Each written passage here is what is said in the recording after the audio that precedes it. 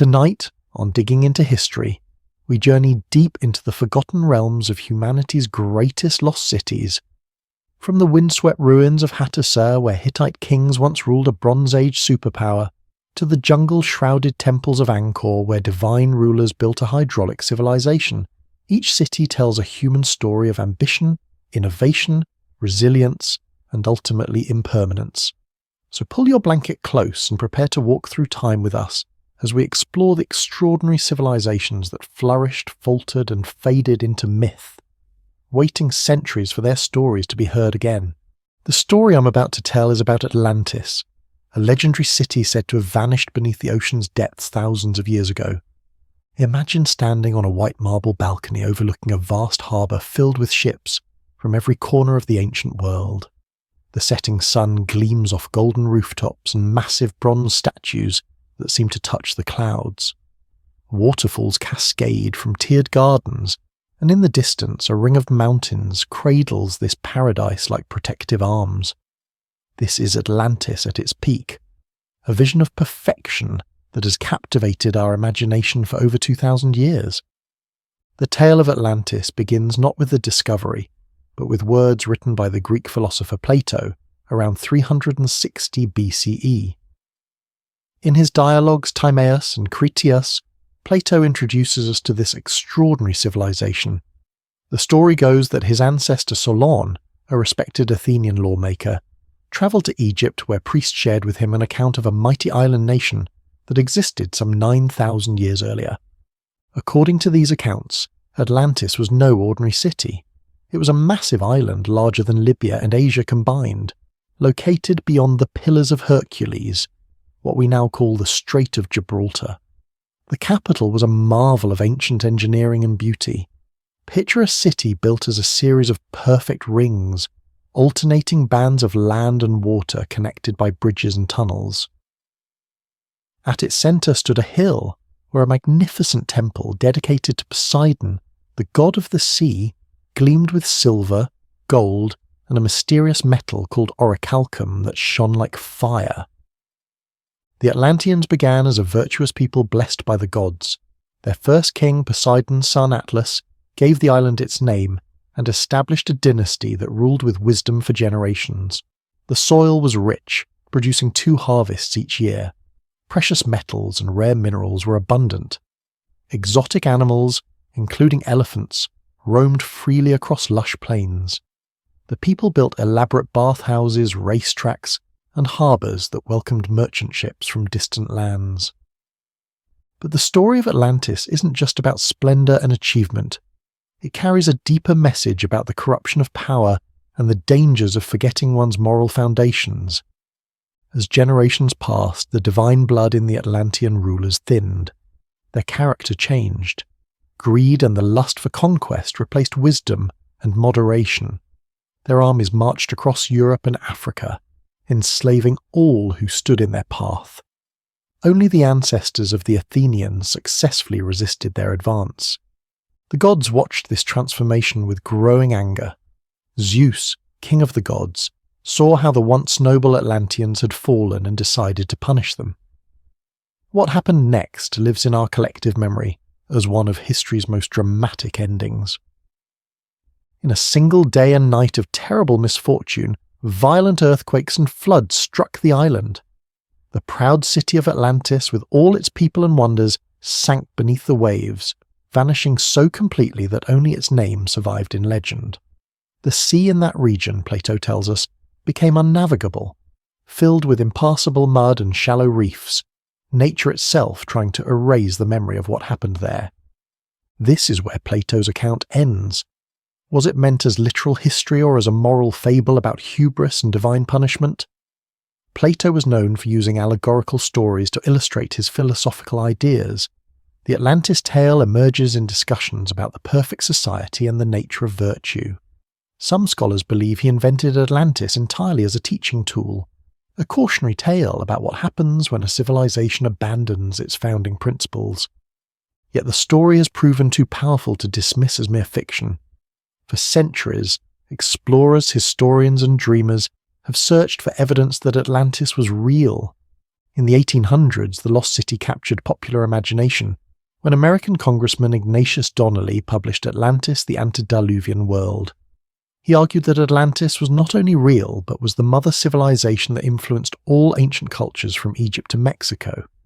His ideas, though not accepted by mainstream archaeologists, sparked a global fascination that continues today. The quest for Atlantis has led researchers to examine sites across the world. Some have looked near the Strait of Gibraltar, aligning with Plato's description. Others point to Santorini, a Greek island partially destroyed by a massive volcanic eruption around 1600 BCE. This catastrophic event wiped out the advanced Minoan civilization and could have inspired tales of a paradise lost to angry gods. The Bimini Road, an underwater rock formation near the Bahamas that resembles a paved road, has drawn attention from those who believe Atlantis might be in the Caribbean. Others look to the mudflats of southern Spain, the islands of Malta, or even Antarctica as possible locations. What makes the Atlantis story so enduring is how it speaks to something deep within us. It represents both the heights human civilization can reach and how quickly it can fall. The circular city with its perfect symmetry symbolizes harmony between human creation and natural order. The hubris of its people and their punishment warns us about the consequences of moral decay. Perhaps more compelling than any physical evidence is how Atlantis lives as an idea. It has become a metaphor for lost golden ages and perfect societies. When we uncover ancient technologies that seem too advanced for their time, we whisper, perhaps this came from Atlantis. When we contemplate how fragile our own cities might be against the force of nature, we remember the fate of that legendary island. The ocean covers more than 70% of our planet, and we have mapped less of its depth than the surface of Mars. Ancient shipwrecks, entire cities, and the remains of civilizations rest beneath those dark waters. New archaeological discoveries are made every year that force us to reconsider what we thought we knew about human history. Think of the underwater ruins of Petra off the coast of Greece, a Bronze Age city that once thrived but now lies beneath the Mediterranean. Or Dwarka in India, an ancient city mentioned in Hindu texts that has yielded artifacts from beneath the Arabian Sea. The Japanese structure of Yonaguni, whether natural formation or human-made monument, reminds us how much remains hidden from view. Could some discovery tomorrow prove that Plato's account had more truth than we realized? It's possible. The line between myth and history is often blurrier than we admit. Troy was considered purely mythical until Heinrich Schliemann discovered its ruins in the 1870s. The massive city of Helike, swallowed by the sea after an earthquake in 373 BCE, was thought to be legend until its remains were found in 2001. As night falls and the stars reflect on the ocean's surface, we might wonder what secrets lie in the abyssal darkness below. Somewhere, perhaps, columns of marble and gold still stand in silent testimony to a civilization that reached too high and fell too far. The tides wash over streets where people once walked, dreamed, and built wonders they believed would last forever. Whether Atlantis was a real place or a powerful idea created by a philosopher to teach us about ourselves, its story reminds us of something important. All civilizations, no matter how advanced or seemingly permanent, exist in a delicate balance with the natural world and with their own founding values. The waves that claimed Atlantis, real or imagined, continue to shape our understanding of who we are and what we might become. In our modern cities of glass and steel, we still look back to this ancient tale as both warning and inspiration. We still ask ourselves if we might one day build something as perfect as that ringed city by the sea, and whether we have the wisdom to make it last. As the search continues in archives and ocean depths, Atlantis remains what it has always been, a mirror reflecting our highest aspirations and deepest fears about human civilization. And perhaps that, more than any physical discovery, is its true and lasting value to us all. The ocean keeps its secrets well, and somewhere in its vastness, the memory of Atlantis endures, waiting perhaps to be found again when the time is right. Imagine yourself standing atop a ziggurat temple, looking down upon a sprawling metropolis crisscrossed by canals, glittering in the Mesopotamian sun. Around you, gardens burst with impossible greenery, hanging in terraces from palace walls. Below, the wide Euphrates River parts the city like a liquid sapphire, bridged by arched passageways of fired brick. In the distance, massive gates covered in glazed blue tiles and fierce dragon reliefs mark the entrance to what many once considered the center of the world.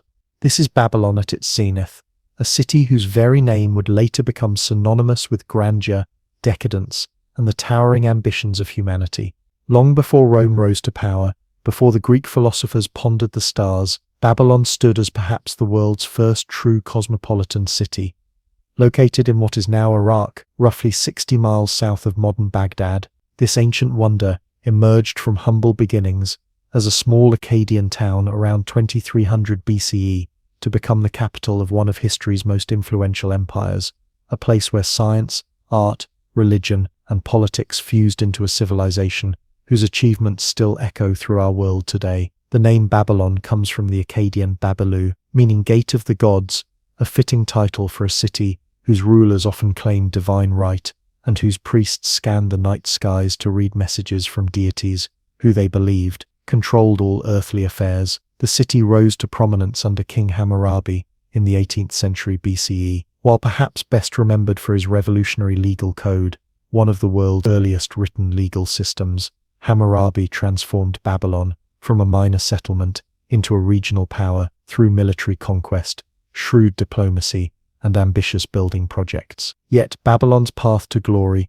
was neither straight nor uninterrupted. Like many great cities of antiquity, it experienced cycles of rise and fall, triumph and devastation. In 1595 BCE, the Hittites sacked the city, beginning a dark period in which control passed through various hands. But Babylon proved resilient, rising again to unprecedented heights during what historians call the Neo-Babylonian period, 626–539 BCE. This golden age began with King Nabopolassar throwing off Assyrian control and establishing a new dynasty. His son, Nebuchadnezzar II, would transform Babylon into a city of legend during his 43-year reign. Under his direction, Babylon expanded to cover nearly 4 square miles, enormous by ancient standards, and was surrounded by massive double walls so thick that, according to the Greek historian Herodotus, 2 4-horse chariots could pass each other atop them. Perhaps nothing captures Nebuchadnezzar's ambition better than the Ishtar Gate,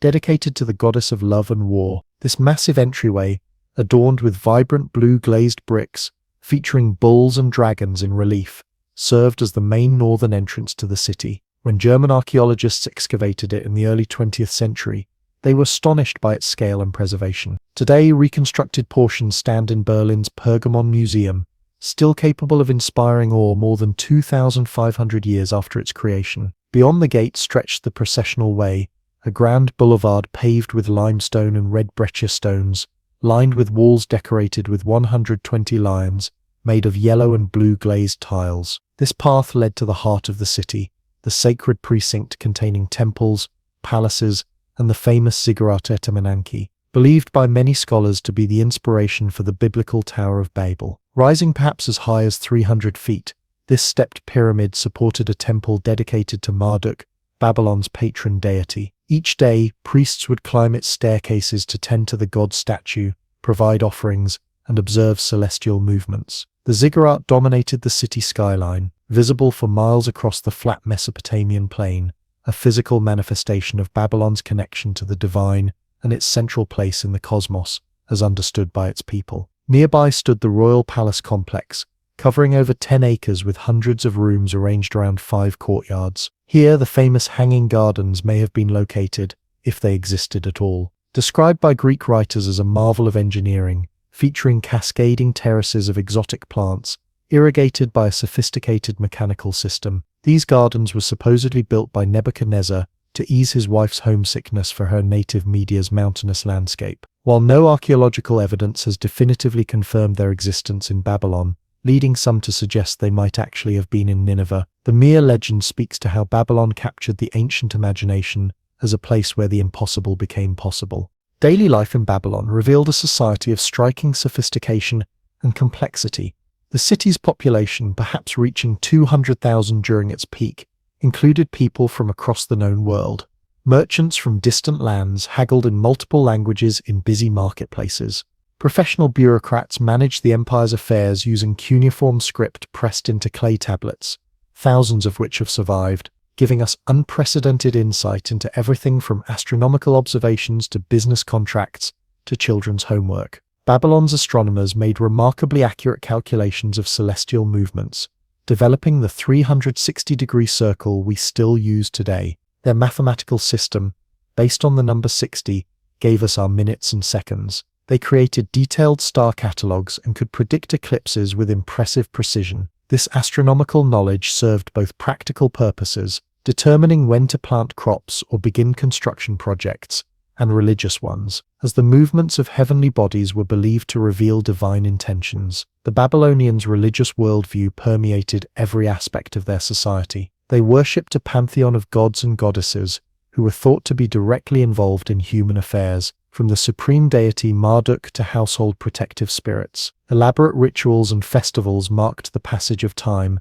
with the New Year's celebration, Akitu, being particularly important. During this 12-day festival, the king would reaffirm his right to rule by taking the hands of Marduk's statue, and the epic of creation, Enuma Elish, would be recited to renew the cosmic order. This religious outlook extended to medicine and healing as well. Illness was often viewed as divine punishment or demonic possession, though Babylonian physicians also developed practical treatments involving herbs, minerals, and surgical procedures. Their medical texts describe symptoms and treatments for hundreds of conditions, showing a blend of empirical observation and supernatural belief characteristic of ancient healing traditions. The city's social structure was highly stratified, yet offered certain opportunities for advancement based on skill rather than birth alone. The king stood at the apex, believed to be divinely appointed as Marduk's earthly representative. Below him, priests, nobles, and officials formed an elite class. Merchants, artisans, and skilled workers constituted a kind of middle class. Slaves, often prisoners of war or debtors, performed much of the manual labor, though they had certain legal rights and could sometimes purchase their freedom. Women in Babylonian society occupied a complex position.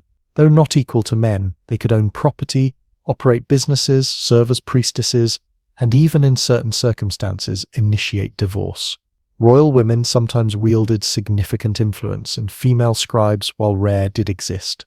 The Code of Hammurabi, while firmly patriarchal by modern standards, nevertheless provided women with legal protections absent in many later societies. The Babylonians' contributions to law represent one of their most enduring legacies. Hammurabi's code, inscribed on a 7-foot basalt stele, topped with an image of the king receiving authority from the sun god Shamash, contained 282 laws covering everything from property rights to family relations to professional standards for builders and doctors. Its famous principle of an eye for an eye was actually more nuanced than often portrayed. It essentially limited punishment to be proportional to the crime, a revolutionary concept in its time. For all its glory, Babylon's dominance proved fleeting. In 539 BCE, the Persian king Cyrus the Great conquered the city, incorporating it into his expanding empire. According to contemporary accounts, Cyrus took the city without significant destruction, presenting himself as a liberator rather than conqueror, and respecting local customs and religion. This relatively peaceful transition preserved much of Babylon's culture and influence, which continued to shape the ancient world even as political power shifted elsewhere. Alexander the Great later recognized Babylon's symbolic importance, choosing it as the capital for his planned Eastern Empire. After his unexpected death in the city in 323 BCE, his generals fought over his massive conquests, and Babylon gradually declined under the Seleucid dynasty. As political focus shifted to newer cities like Seleucia and later Ctesiphon, Babylon's population dwindled, its temples fell into disrepair, and sand slowly reclaimed its once busy streets. By the time the Roman Empire rose to prominence, Babylon had faded to a shadow of its former self. As Christianity spread, the city took on new significance in religious imagination, not as a real place, but as a symbolic representation of worldly corruption and hubris in opposition to divine will. The Book of Revelation uses Babylon as a metaphor for Rome, establishing the fallen city as a powerful religious symbol that continues to resonate in Western culture today. Ironically, as the physical Babylon crumbled into ruins, its mythic stature grew. Tales of the Tower of Babel, the Hanging Gardens, and the writing on the wall during Belshazzar's feast entered cultural consciousness through biblical narratives and classical writings. Babylon became shorthand for both magnificent achievement and cautionary excess, a place where human ingenuity reached for the heavens and, according to some traditions, faced divine rebuke for its ambition. The actual ruins of Babylon lay largely forgotten for centuries, known primarily to local inhabitants. Early European travelers occasionally noted the massive mounds, but had little understanding of what lay beneath. It wasn't until the late 19th century that serious archaeological investigation began, with German archaeologist Robert Koldewey conducting extensive excavations from 1899 to 1917. His work revealed the Ishtar Gate, the processional way, and many other structures, finally giving physical form to what had long existed primarily in legend. Sadly, Babylon's troubles didn't end with its ancient fall. In more recent times, the site has suffered from poor reconstruction efforts under Saddam Hussein, who saw himself as a modern Nebuchadnezzar and built a palace overlooking the ancient city. During the 2003 Iraq War, the area was damaged by military occupation, with foreign troops digging trenches and filling sandbags with soil containing archaeological materials. Though now a UNESCO World Heritage Site, Babylon faces ongoing conservation challenges due to environmental factors, development pressures, and the difficulties of preserving mud brick architecture. Today, walking through what remains of Babylon offers a poignant experience. Much of what visitors see consists of reconstructions of varying accuracy rather than original structures. The authentic ruins lie mostly below, with only about 10% of the ancient city excavated. Yet even in this compromised state, the scale of Nebuchadnezzar's vision remains apparent. The width of the processional way, the thickness of the walls, the ambition required to build a city that would be remembered for millennia. As evening falls over the Mesopotamian plain, the same stars that Babylonian astronomers once meticulously charted emerge above ruins that have witnessed the full cycle of civilization: growth, glory, decline, and transformation into memory and myth. In libraries and museums across the world, thousands of clay tablets continue to speak in the voices of Babylon's people. Ordinary citizens recording business transactions, priests tracking planetary movements, children practicing their writing lessons, connecting us directly to individuals who walked these streets nearly 3,000 years ago. What makes Babylon's story so compelling is how it embodies both the enduring power of human creation and its inevitable impermanence. The city that once represented the height of human achievement now exists primarily in cultural memory and scattered ruins. Yet Babylon's influence surrounds us still, in our timekeeping, our astronomy, our legal concepts, our religious traditions, and our very notion of what a city can be. Perhaps most significantly, Babylon reminds us that civilizations do not simply vanish, they transform. Though the physical city fell, its ideas, innovations, and cultural contributions continued to ripple outward, absorbed into succeeding societies, reinterpreted through new lenses, surviving in ways both recognized and invisible. When we divide our circles into 360 degrees, or our hours into 60 minutes, we touch, however distantly, the world of ancient Babylon. As night deepens over the Euphrates, the modern lights of nearby Hilla reflect in the same waters that once mirrored Babylon's splendor. The city that called itself the Gate of the Gods has become a gateway of a different kind, one leading not to heaven but to our understanding of human history, ambition, achievement, and the complex legacy that even the mightiest civilizations leave behind. Vines thick as a man's arm snake across ancient stone, enormous fig trees grip temples in their wooden embrace, roots cascading down walls carved with thousands of celestial dancers. A monkey's call echoes through empty corridors where kings once walked. This is Angkor, not simply a city but an entire civilization hidden in Cambodia's forests for centuries, a place where humanity created some of the most ambitious monuments ever conceived, then abandoned them to the quiet conquest of jungle and time. Dawn at Angkor Wat. First light reveals the world's largest religious monument reflected perfectly in its surrounding moat. The massive temple mountain rises in precise geometric harmony. 5 towers shaped like lotus buds, symbolizing the 5 peaks of Mount Meru, the cosmic center in Hindu cosmology. More than 500 acres of intricate carvings depict epic battles between gods and demons, heavenly dancers called apsaras, and scenes from ancient Hindu epics. Today, visitors from across the globe photograph this wonder, but for centuries it stood in solitude, witnessed only by forest creatures and occasional local farmers who never fully grasped that they lived amid the remnants of one of humanity's most extraordinary achievements. The story of Angkor begins in 802 CE, when a young prince named Jayavarman II declared himself Chakravartin, universal monarch, unifying several smaller kingdoms into what would become the Khmer Empire. For the next 600 years, his successors ruled a domain stretching from modern Myanmar to Vietnam, with Angkor as its beating heart. At its peak in the 12th century, Angkor may have supported a population of 1 million people, making it the largest pre-industrial city in the world, a sprawling metropolitan area covering over 400 square miles, roughly the size of modern Los Angeles. What makes Angkor remarkable isn't just its scale, but the astonishing level of engineering sophistication it represents. The city functioned through a vast hydraulic system of reservoirs, canals, and moats that captured monsoon rainfall and redistributed it throughout the year. These weren't merely practical constructions, but embodiments of Hindu cosmology.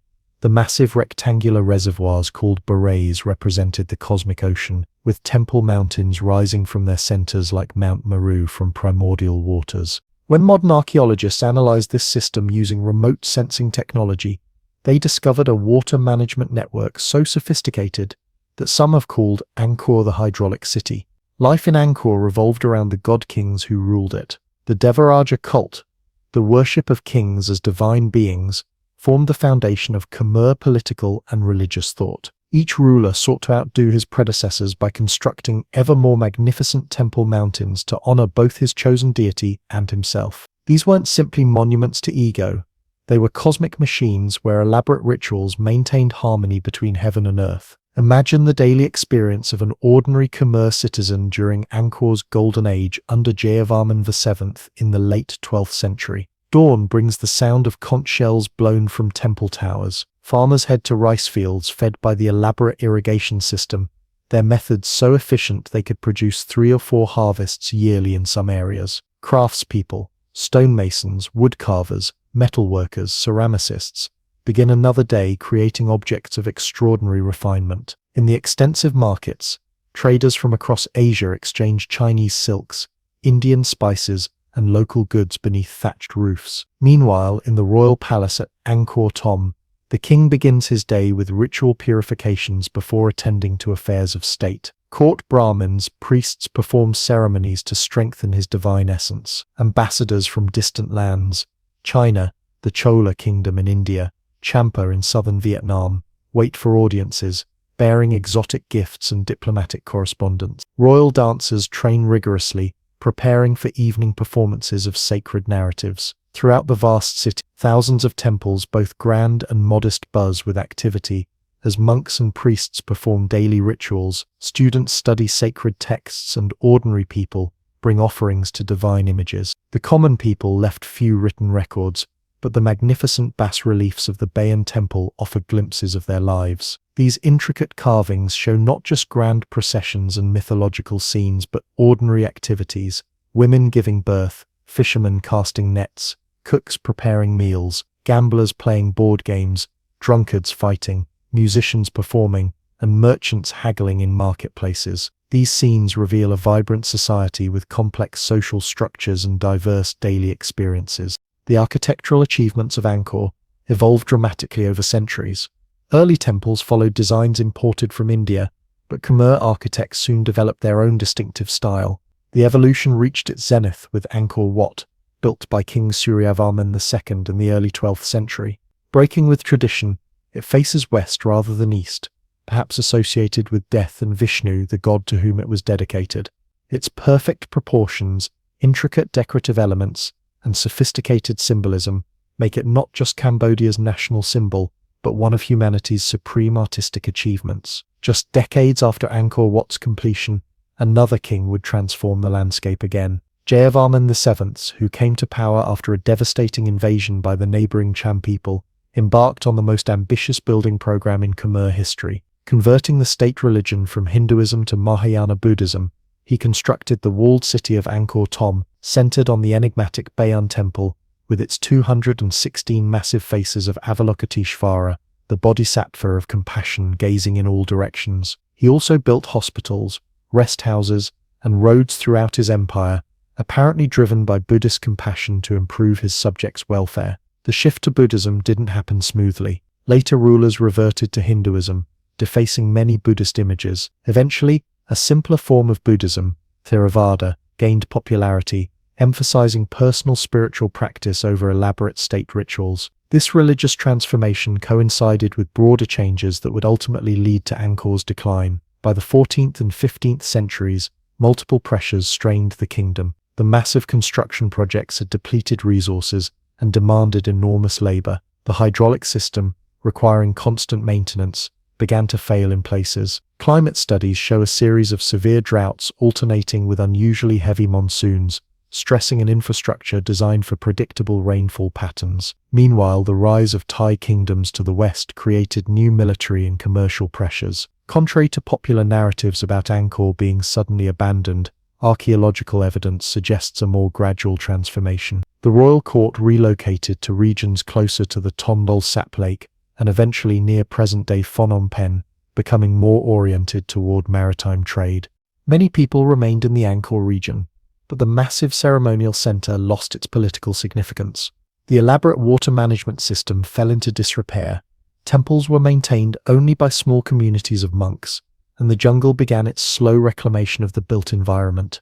When the first European visitors encountered Angkor in the 16th century, they found it still inhabited but greatly diminished. Portuguese monk António da Madalena wrote in 1586 that Angkor Wat was of such extraordinary construction that it is not possible to describe it with a pen, particularly since it is like no other building in the world. French naturalist Henri Mouhot, who popularized Angkor to Western audiences in the 1860s, famously described it as a rival to that of Solomon, and erected by some ancient Michelangelo, grander than anything left to us by Greece or Rome. Though these early visitors often failed to recognize that the local Cambodians were descendants of Angkor's builders, their wonder at the site was entirely justified. French colonial authorities established the Conservation d'Angkor in 1908, beginning the painstaking process of documenting, stabilizing, and restoring the monuments. This work continued despite the disruptions of World War II and was tragically interrupted during the Khmer Rouge period,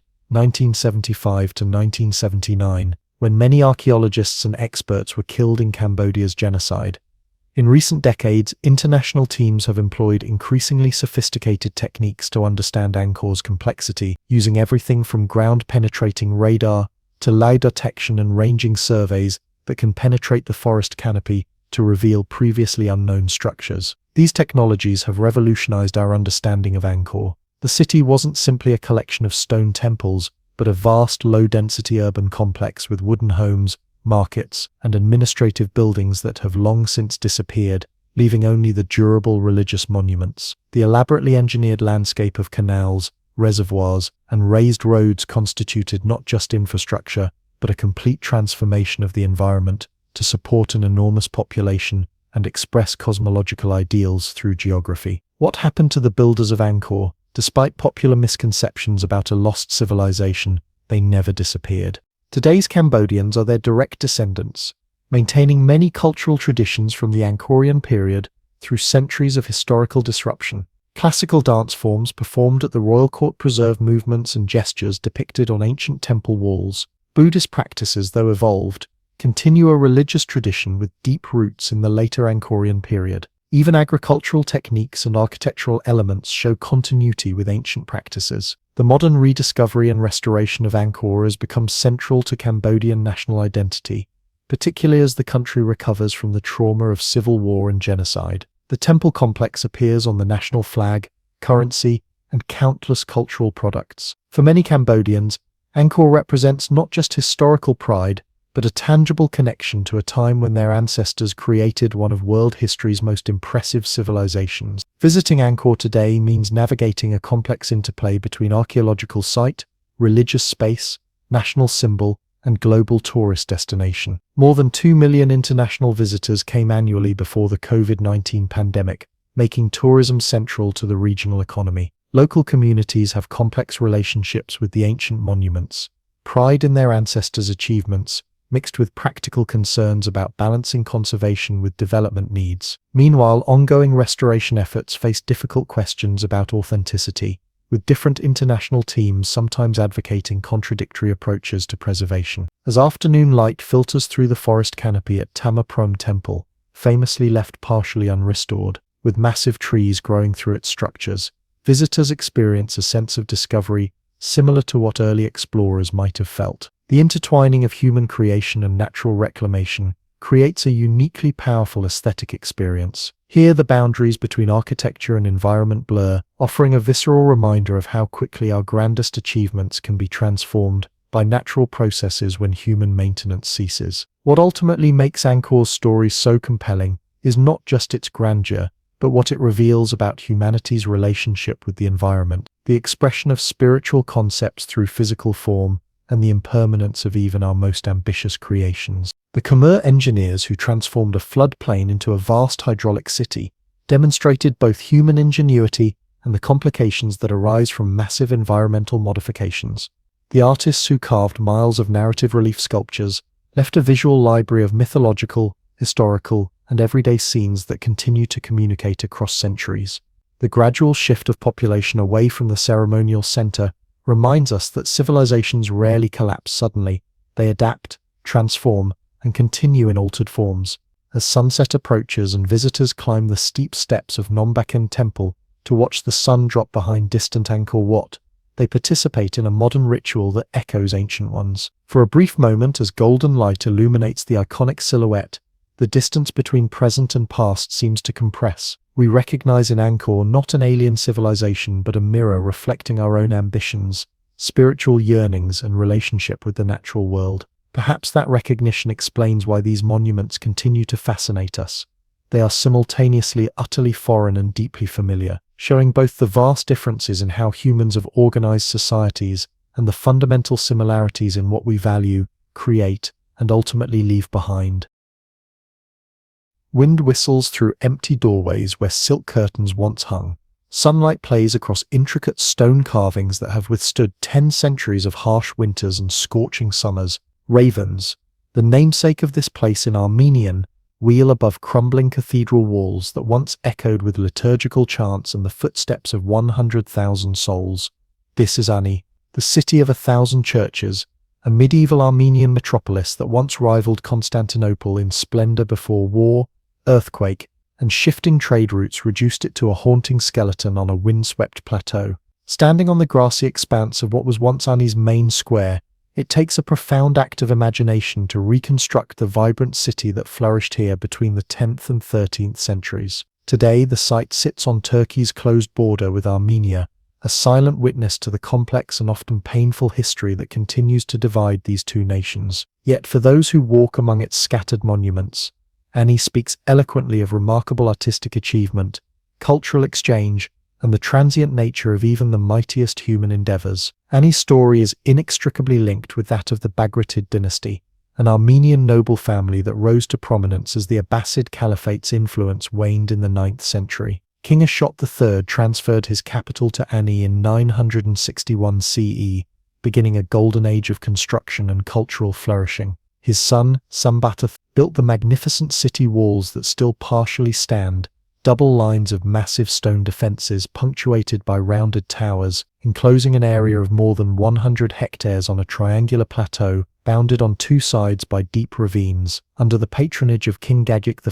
989-1020 CE, Ani reached its zenith. Contemporary accounts describe a magnificent city of red, black, and multicolored stone buildings, their interiors adorned with precious metals, ivory, and vibrant frescoes. The distinctive Armenian architectural style, with its pointed arches, clustered piers, and conical domes rising from geometric bases, found its highest expression in Ani's religious structures. Master architect Ted, who would later help repair the dome of Hagia Sophia in Constantinople, created buildings of such sophisticated engineering and aesthetic harmony that they would influence sacred architecture throughout the region. Life in medieval Ani revolved around trade, faith, and learning. Situated on a branch of the Silk Road, the city became a crossroads where Armenian, Byzantine, Persian, Arab, and Central Asian cultures mingled and exchanged ideas.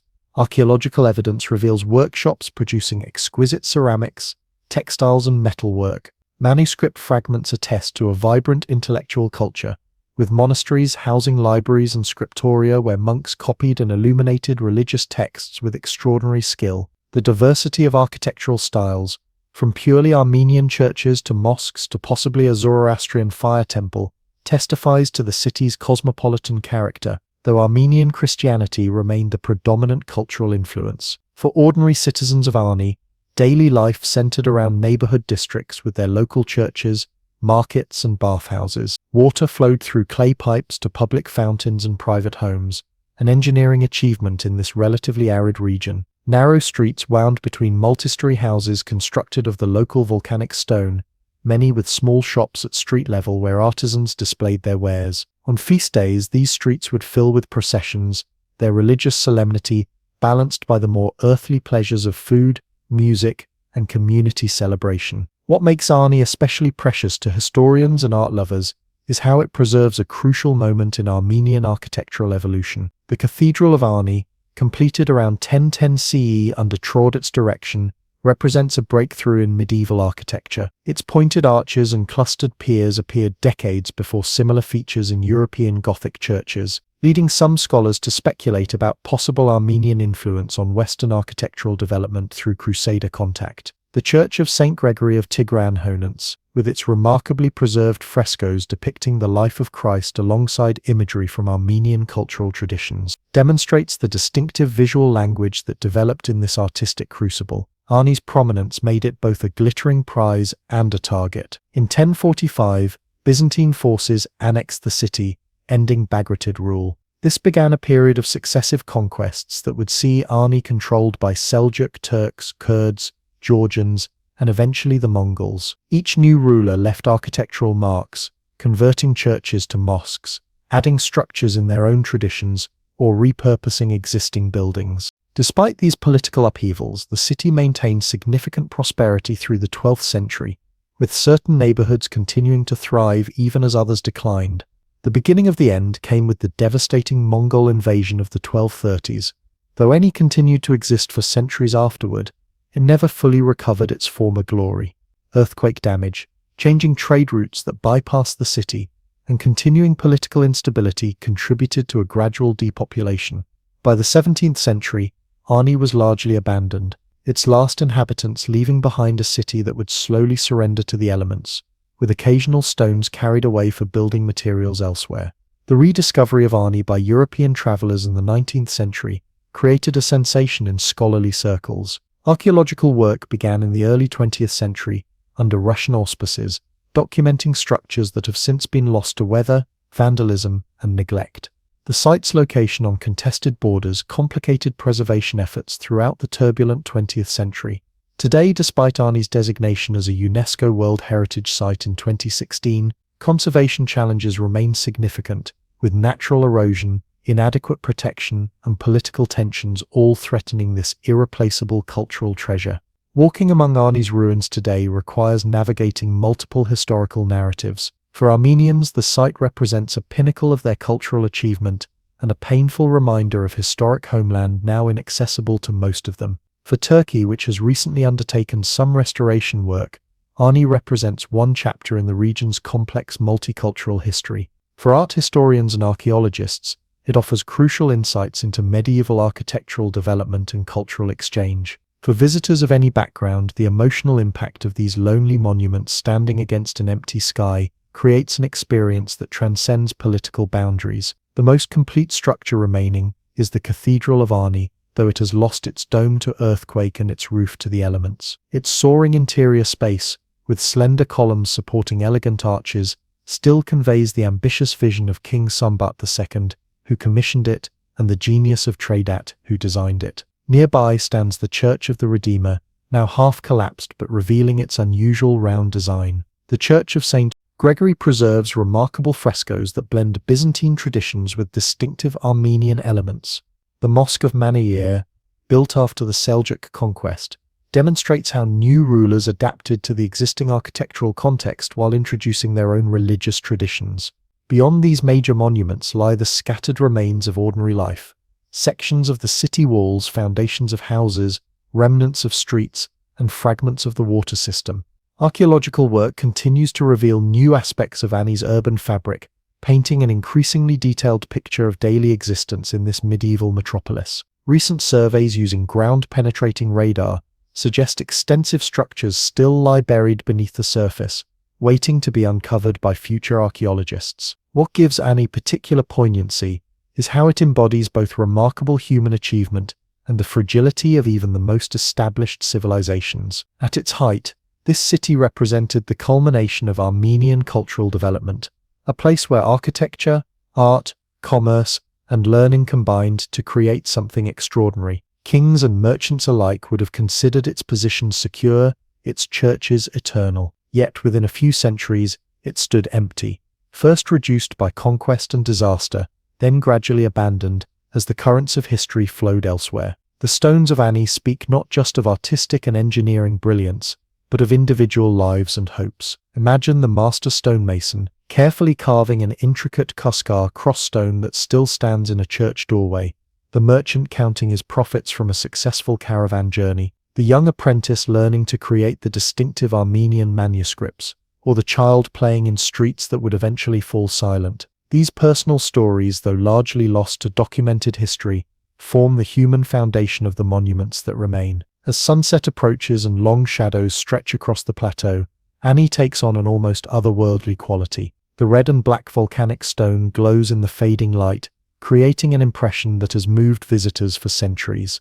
Armenian poet Hovhannes Shiraz captured this feeling in his lament for the city. Like a bride in a clear veil of light, you rose on the bank of the Angkorian. Even in ruin, something essential about Ani's spirit persists: its cultural ambition, artistic refinement, and the underlying human desire to create meaning through beauty. Perhaps what makes Ani's story so relevant today is how it challenges us to consider what truly endures. The political powers that fought so bitterly for control of the city have themselves vanished into history. The magnificent buildings, designed to last centuries, now stand roofless against the elements. Yet the cultural achievements, the architectural innovations, artistic traditions, and intellectual contributions continue to influence and inspire. The spirit that conceived Ani's soaring domes and intricate stone lacework found new expressions in diaspora communities around the world, ensuring that while the physical city might crumble, its essence lives on whenever Armenian traditions are practiced and remembered. As night falls over Ani and stars appear above its silent streets, the city's dual nature as both physical place and cultural symbol becomes most apparent. The actual stones may continue their slow return to the earth, despite our best preservation efforts. But Ani as an idea, as an embodiment of artistic achievement,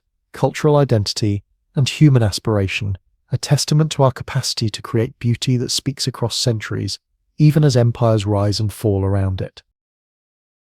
Purple sails billow against a Mediterranean sky as merchant ships glide into a bustling harbour. On the hills above, gleaming white buildings rise in terraces, crowned by temples where incense drifts toward heaven. In marketplaces, traders from 3 continents haggle in a dozen languages over silver from Spain, linen from Egypt, amber from the Baltic. This is Carthage at its zenith.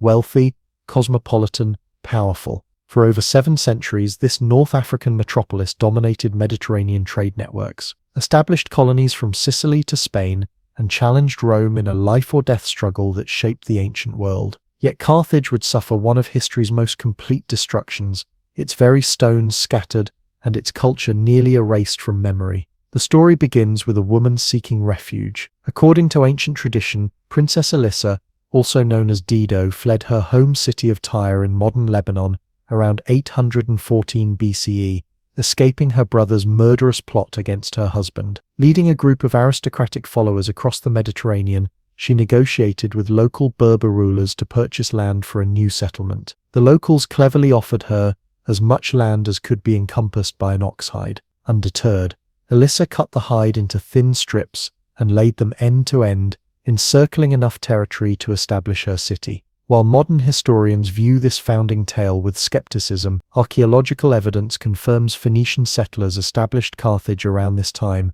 creating what would become the Mediterranean's most successful colony. The name Carthage derives from the Phoenician Kar Tayadasht, meaning new city. Located near modern Tunis, the settlement enjoyed a perfect natural harbour protected by a peninsula, with fertile agricultural land stretching inland. Carthage maintained close ties with its Phoenician mother cities like Tyre for generations, preserving their language, religious practices, and maritime trading traditions, while developing a distinct identity over time. What made Carthage remarkable was its extraordinary commercial success. While Greek and Roman societies valued military glory and agricultural land, Carthaginians focused on trade, developing sophisticated financial instruments, navigational techniques, and diplomatic relationships that created vast wealth. Their merchants ventured far beyond the Pillars of Hercules, modern Strait of Gibraltar, establishing trading contacts along the Atlantic coasts of Africa and Europe. The famous Carthaginian navigator Hanno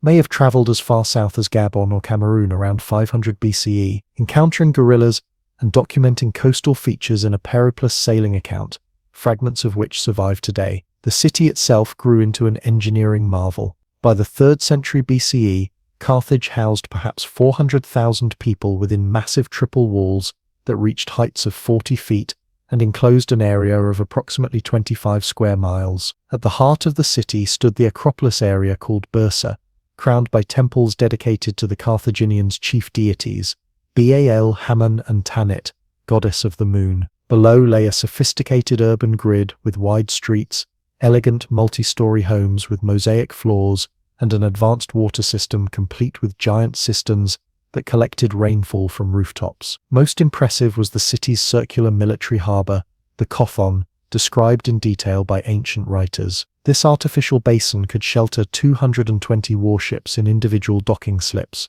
with an island administrative centre in the middle housing the Admiralty. Adjacent to this lay the rectangular commercial harbour bustling with merchant vessels from across the Mediterranean. These ports formed the foundation of Carthaginian power, supporting both trade networks and naval dominance. Daily life in Carthage reflected its commercial orientation. Unlike Rome or Athens, Carthage wasn't dominated by landed aristocrats, but by wealthy merchant families who controlled the state through a complex oligarchic system. The government featured elected officials called Safit, similar to Roman consuls, a powerful council of elders, and various assemblies with limited powers. This merchant republic proved remarkably stable, avoiding the pattern of tyranny and civil strife that characterized many Greek city-states. Carthaginian society was more cosmopolitan and socially fluid than contemporary Mediterranean cultures. Women enjoyed relatively high status, owning property and conducting business. Social mobility existed for successful merchants regardless of birth.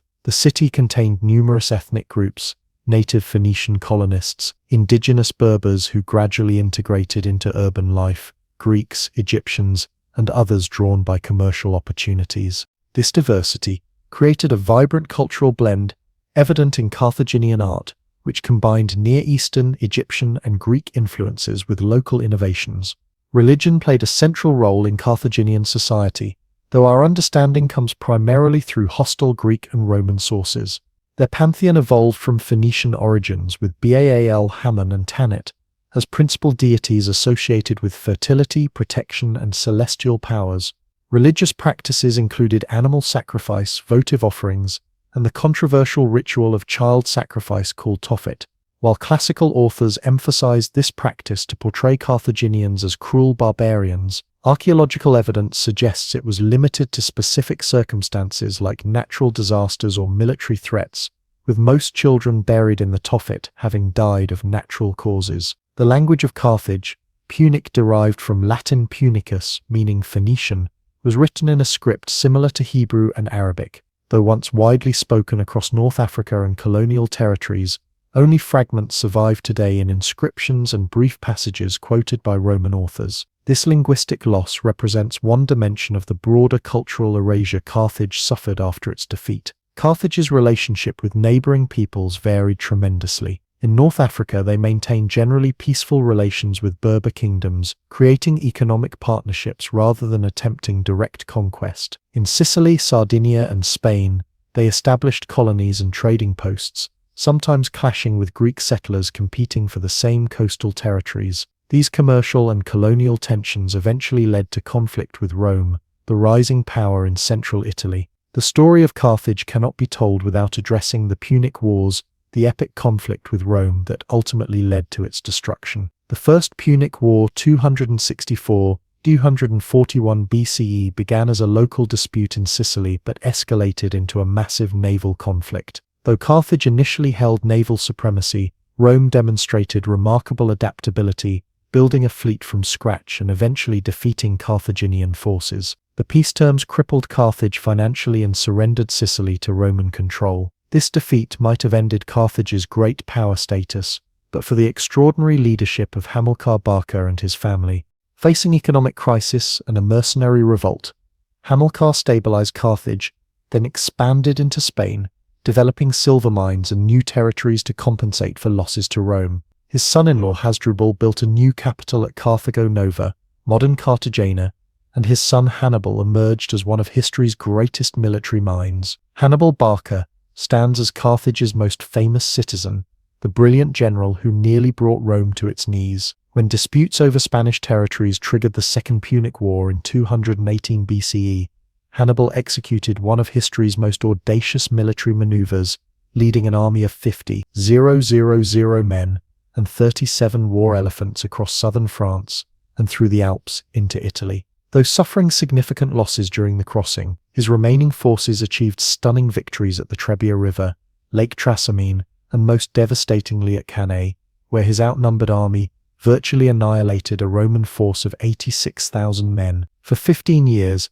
Hannibal remained undefeated in Italy, yet could never capture Rome itself. Meanwhile, Roman generals attacked Carthaginian territories in Spain and eventually North Africa. When Hannibal returned to defend his homeland, he suffered his first defeat at Zama in 202 BCE. The peace terms were harsh.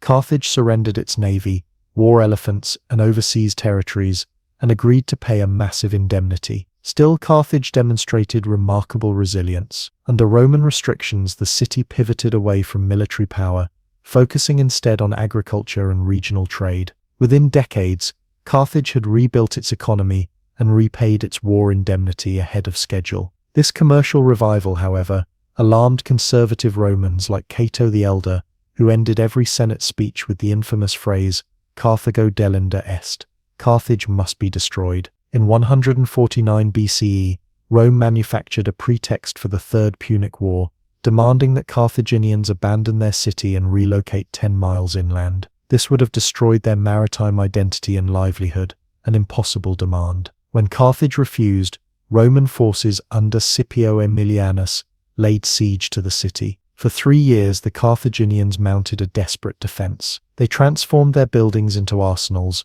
melted down statues for weapons, and used women's hair to make bowstrings. Despite being outnumbered and faced with starvation, they fought street by street as Romans gradually breached their defenses. The fall of Carthage in 146 BCE ranks among history's most devastating conquests. Roman forces killed or enslaved the 50,000 surviving inhabitants. They systematically destroyed buildings, reportedly plowing salt into the earth to symbolize permanent devastation, though modern historians doubt this specific detail. The territory became the Roman province of Africa, with the city itself left an uninhabited ruin for decades. Yet Carthage proved too valuable a location to abandon permanently. Julius Caesar planned its recolonization, and Augustus implemented this vision, establishing Colonia Julia Carthago around 29 BCE. The Roman Carthage gradually grew into one of the empire's most important cities, second only to Rome in the western Mediterranean. By the 2nd century CE, it had become a vibrant cultural center and breadbasket of the empire, though now thoroughly Romanized with Latin language, Roman architecture, and Christian religion eventually replacing Punic traditions. This reinvented Carthage continued to flourish through late antiquity, becoming an important center of early Christianity, where theologians like Tertullian and Augustine developed influential religious ideas. When Vandals conquered the city in 439 CE, they made it their capital. Later, Byzantine forces under Belisarius recaptured it in 533 CE. For nearly a millennium after its destruction, Carthage remained a significant urban center, just not a Carthaginian one. The final chapter in Carthage's long history came with the Arab conquest of North Africa in the late 7th century. The new rulers established their capital at Tunis, using stones from Carthage's ruins as building materials for their new city. This effectively ended Carthage as a living urban center, though the site continued to be looted for construction materials for centuries afterward. Modern archaeological work at Carthage began in earnest in the 19th century, with systematic excavations revealing the complex layers of Punic, Roman, Vandal, and Byzantine occupation. The site received UNESCO World Heritage status in 1979, recognizing its exceptional historical importance. Today, suburban development from Tunis threatens many archaeological areas, creating tension between heritage preservation and modern urban growth, a challenge faced by many ancient sites surrounded by living cities. What makes Carthage's story particularly poignant is how thoroughly the Romans attempted to erase not just the city but its cultural memory. Unlike Greek cities Rome conquered, whose literature and art were often admired and preserved, Carthaginian culture was systematically suppressed. According to ancient accounts, when Roman forces captured the city, they distributed Carthaginian libraries to local African kings, considering the content unworthy of preservation. Only one complete work survived, Mago's 28-volume agricultural treatise, which the Roman Senate considered valuable enough to translate into Latin. This cultural erasure means we know Carthage primarily through the accounts of its enemies. Roman and Greek writers portrayed Carthaginians as cruel, duplicitous merchants, lacking artistic or philosophical achievements, stereotypes that persisted in Western historiography for centuries. The phrase Punic faith, from Latin fides punica, entered European languages as a synonym for treachery based on Roman propaganda. Only in recent decades have archaeologists and historians worked to reconstruct a more balanced understanding of Carthaginian civilization, recognizing its sophisticated political institutions, technological innovations, and cultural achievements. Perhaps Carthage's most significant legacy lies in how it shaped Roman development. The existential threat Hannibal posed forced Rome to evolve militarily, politically, and psychologically. The long struggle transformed Rome from an Italian city-state into a Mediterranean superpower with imperial ambitions. Some scholars argue that fear of Carthage created lasting patterns in Roman thought, including persistent anxiety about external threats and willingness to use overwhelming force against enemies. In eliminating their greatest rival, Romans defined much of their identity, yet also set precedents for brutality that would eventually contribute to their own imperial overreach. When darkness falls over the Bay of Tunis today, with modern buildings illuminated where ancient Carthage once stood, visitors can still sense echoes of this remarkable civilization. Archaeological remains, harbor outlines still visible from satellite imagery, massive cisterns still collecting water, tomb chambers hewn from rock, testify to engineering accomplishments that rivaled Rome's. Artifacts in museums, intricate jewelry, religious symbols, everyday objects, speak to a sophisticated urban culture. And somewhere beneath the layers of subsequent civilizations lie traces of the original Phoenician colonists who, under a determined princess, transformed a strip of oxhide into one of history's most enduring cities.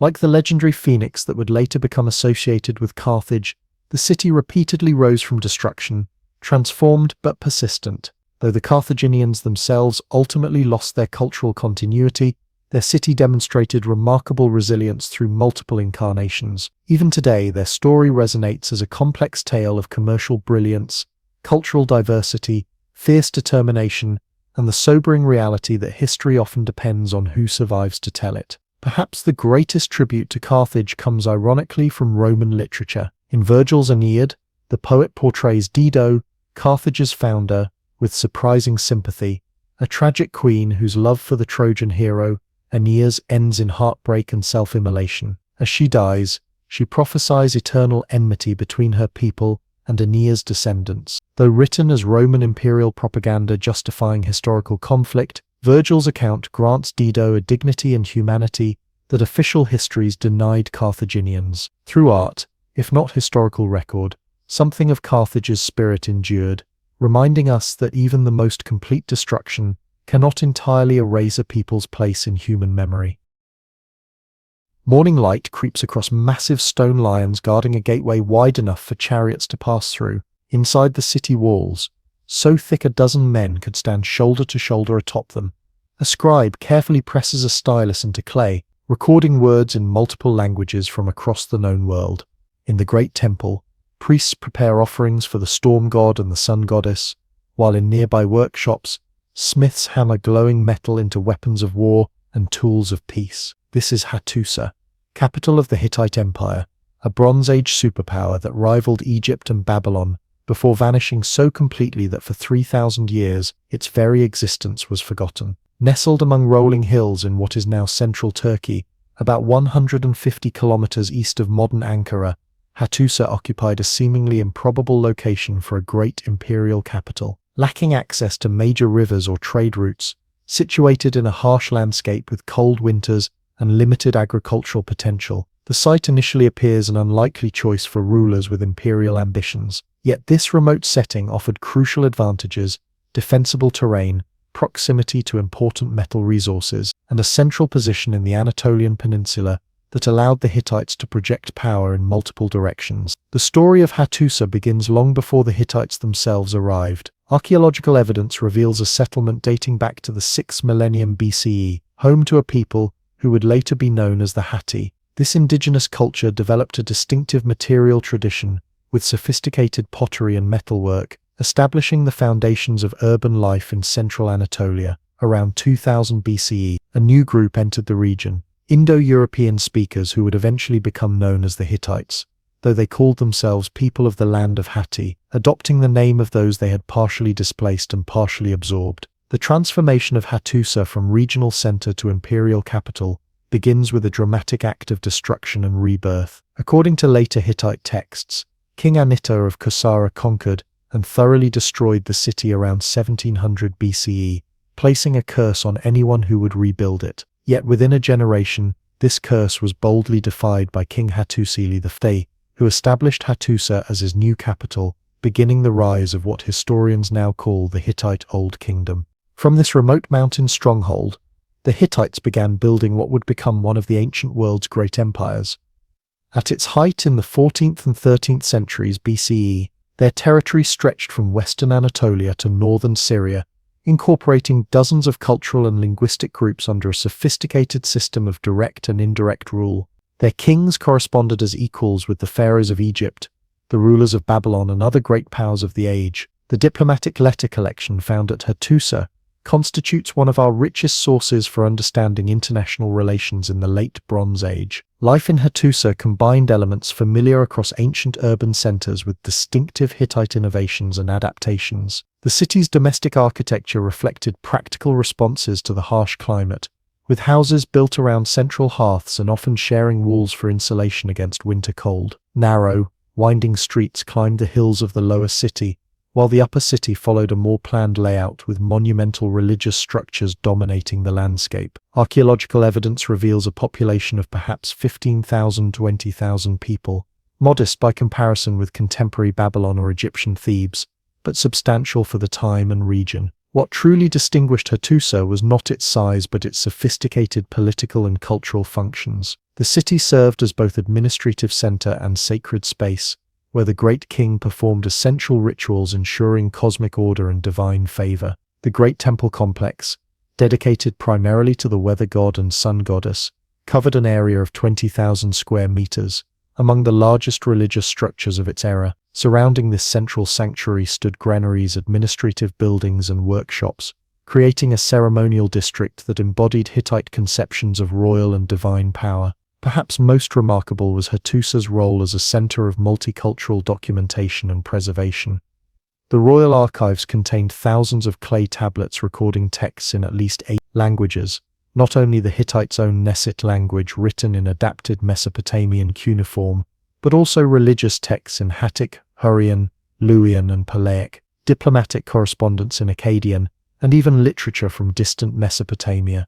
This extraordinary linguistic diversity reflects both the multi-ethnic character of the Hittite state and the remarkable scholarly tradition maintained by the scribal schools of Hattusa. The lives of ordinary people in the Hittite capital emerge from both archaeological evidence and textual glimpses. Most residents worked in specialized crafts or administrative roles supporting the religious and political functions of the city. Metal workers created the bronze tools and weapons that underpinned Hittite military power, while potters produced distinctive ceramic wares. Textile production occupied many households, with wool and linen processing, creating fabrics for both practical use and luxury trade. Religious personnel, from high priests to temple servants, constituted a significant portion of the urban population. Food for this mountain city came from surrounding agricultural villages and royal estates. Grain agriculture formed the foundation of the diet, supplemented by legumes, fruits, and dairy products. Animal husbandry provided meat, primarily sheep and goats, though this remained relatively rare for ordinary people. Archaeological analysis of plant remains shows the Hittites practiced sophisticated crop rotation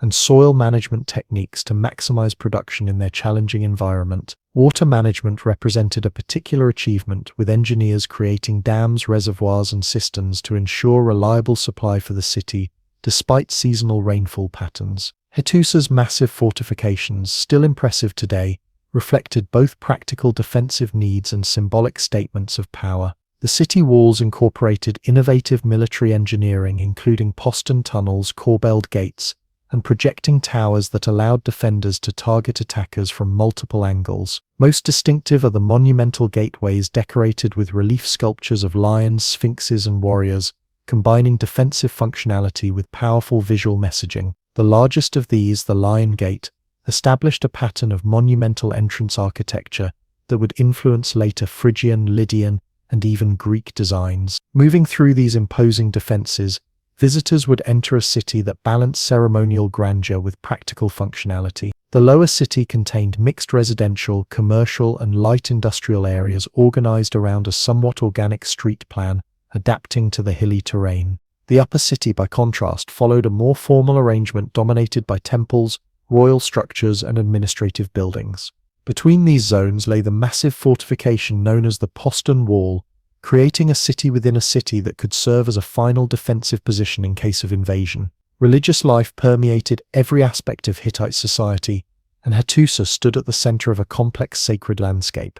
Beyond the great temple lay numerous smaller sanctuaries dedicated to specific deities from across the empire's multicultural pantheon. Most enigmatic is the rock sanctuary of Yazilakaya just northeast of the city, a natural rock formation enhanced with relief carvings showing processions of gods and goddesses. This site appears to have served specialized ritual functions, perhaps connected to royal legitimation ceremonies or calendar observations. The Hittites practiced what scholars call a thousand gods religion, incorporating deities from all territories and peoples under their rule into an ever-expanding pantheon. Despite their power and sophisticated culture, the Hittites and their capital met a mysterious end around 1180 BCE. Hattusa shows evidence of abandonment rather than violent destruction, a planned withdrawal with valuable objects removed and archives buried for protection. This organized departure suggests the Hittite royal administration anticipated the collapse and attempted to preserve essential cultural and religious materials. What exactly triggered this final abandonment remains debated.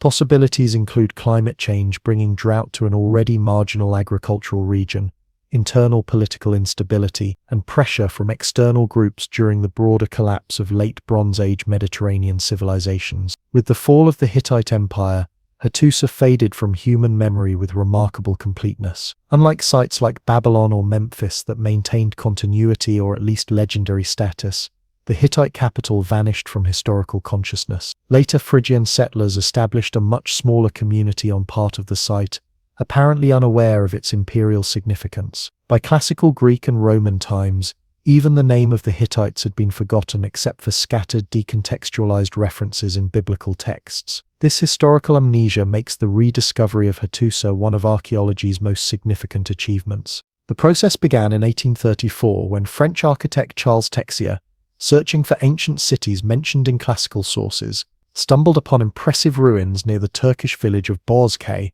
then called Bozkay. Though he documented the massive walls and distinctive lion sculptures, Texier could not identify the site, proposing it might be Teria mentioned by Herodotus. For decades, the ruins remained a mystery, with various scholars suggesting different attributions. The breakthrough came in the 1880s and 1890s when systematic exploration recovered clay tablets with cuneiform writing. In 1905, German archaeologist Hugo Winkler began excavations that would eventually uncover the royal archives with their thousands of tablets. The decipherment of these texts by Czech linguist Bedek Roznu during World War I revealed an Indo-European language and confirmed the site as Hattusa. capital of a previously unknown empire that had been a major player in late Bronze Age geopolitics. This discovery revolutionized understanding of ancient Near Eastern history, inserting an entirely new civilization into the historical narrative. Excavation at Hattusa has continued intermittently for over a century, primarily under German archaeological teams, revealing an increasingly detailed picture of the site and its inhabitants. Modern archaeological techniques, from aerial photography to geophysical surveys and archaeobotanical analysis, have enhanced understanding of the city's layout, construction techniques, and environmental context. Conservation efforts focus on protecting fragile mud brick structures from Turkey's harsh continental climate, while making the site accessible to increasing numbers of visitors interested in this once-forgotten civilization. What makes Hattusa particularly significant for understanding ancient history is how it challenges once-dominant narratives centered on Egypt, Mesopotamia, and the classical Mediterranean. The Hittite Empire represented a fundamentally different model of state organization, multicultural, multilingual, and incorporating local traditions rather than imposing complete cultural uniformity. Their diplomatic and legal texts reveal sophisticated approaches to international relations and conflict resolution, including some of history's earliest known peace treaties.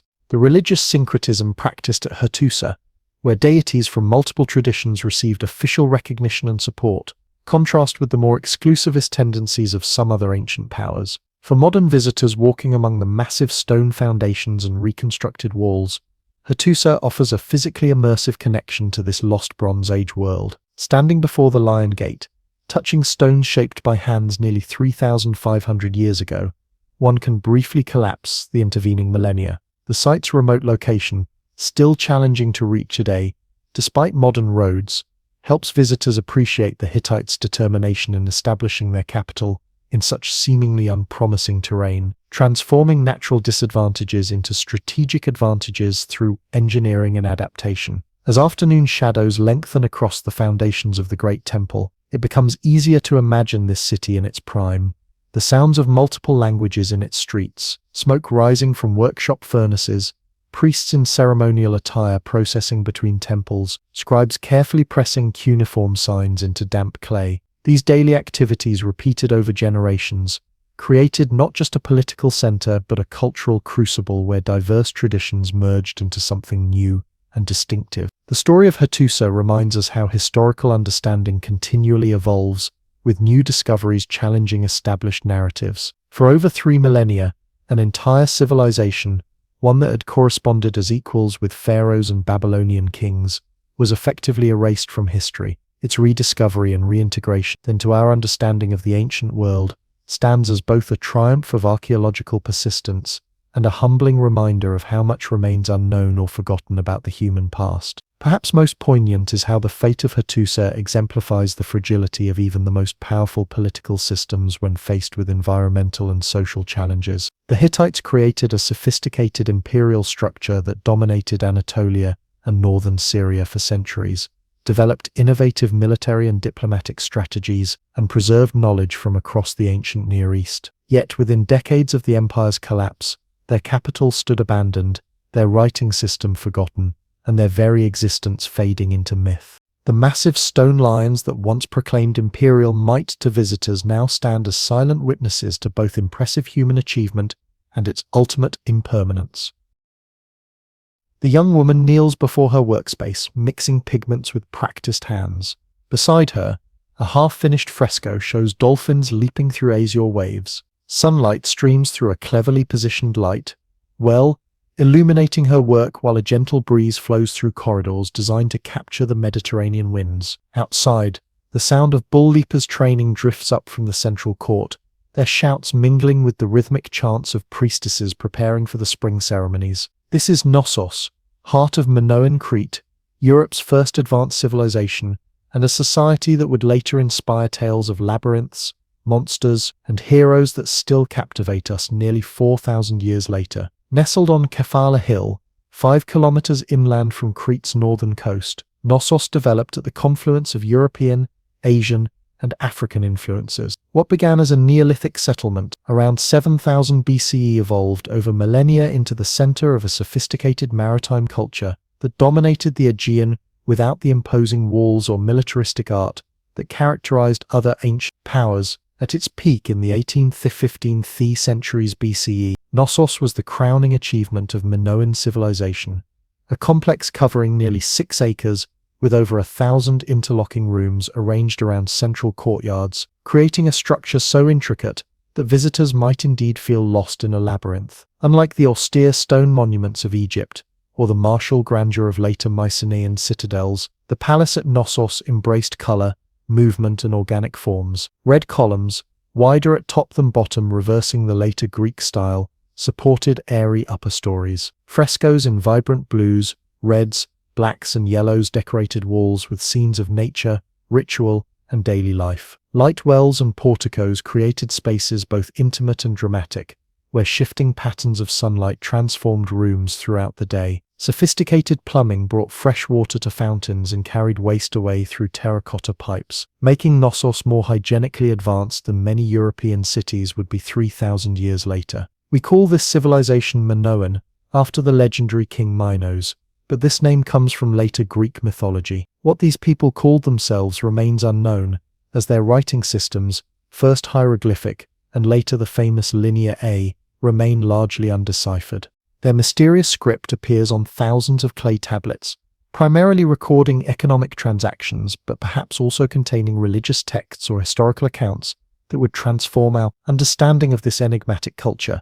If only we could read them. The society that created Knossos defies easy categorization through modern eyes. Archaeological evidence suggests a system neither purely monarchical nor democratic, but perhaps theocratic, with religious authority intertwined with political power. Women appear prominently in ritual scenes, leading some scholars to propose they held significant religious and social status, perhaps even predominance. The famous snake goddess figurines, showing women with bare breasts holding serpents, suggest a religious system honoring female divinity and the regenerative powers of nature. Central to Minoan religion was the bull, not as a deity itself but as a symbol of natural power and fertility. The controversial practice of bull leaping, depicted in numerous artifacts, involved athletic young people performing acrobatic feats with bulls, grabbing the horns to vault over the animal's back. Whether this represented actual practice or symbolic ritual remains debated,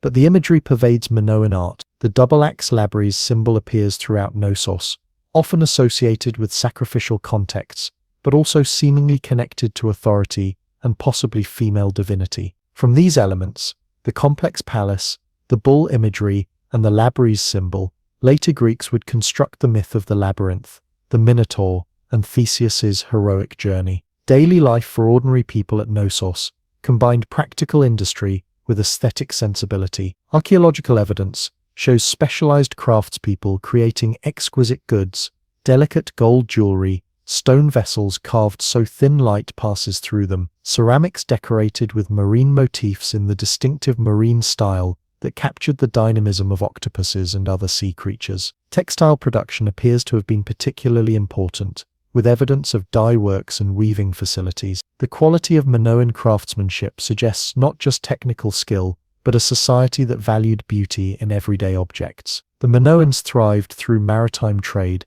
exploiting Crete's strategic position as a crossroads between Europe, Asia, and Africa.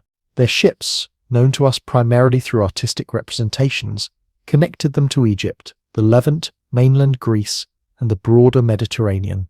These connections brought wealth in the form of raw materials like ivory, gold, and exotic stones, but also cultural and technological exchange. Egyptian artistic conventions influenced Minoan fresco techniques, while Minoan artistic motifs appear on objects found throughout the region, testifying to both their goods and aesthetic ideas traveling widely. What we know about Knossos comes largely through the work of Sir Arthur Evans, a British archaeologist who began excavating the site in 1900. Evans uncovered the sprawling palace complex buried beneath centuries of sediment and undertook extensive reconstruction, work that proves both invaluable and problematic for modern understanding. His use of reinforced concrete to rebuild upper stories and his speculative recreations of frescoes based on fragmentary evidence reflect early 20th century archaeological approaches that mixed scientific method with romantic imagination. When visitors today walk through the famous throne room with its alabaster seat and painted griffins,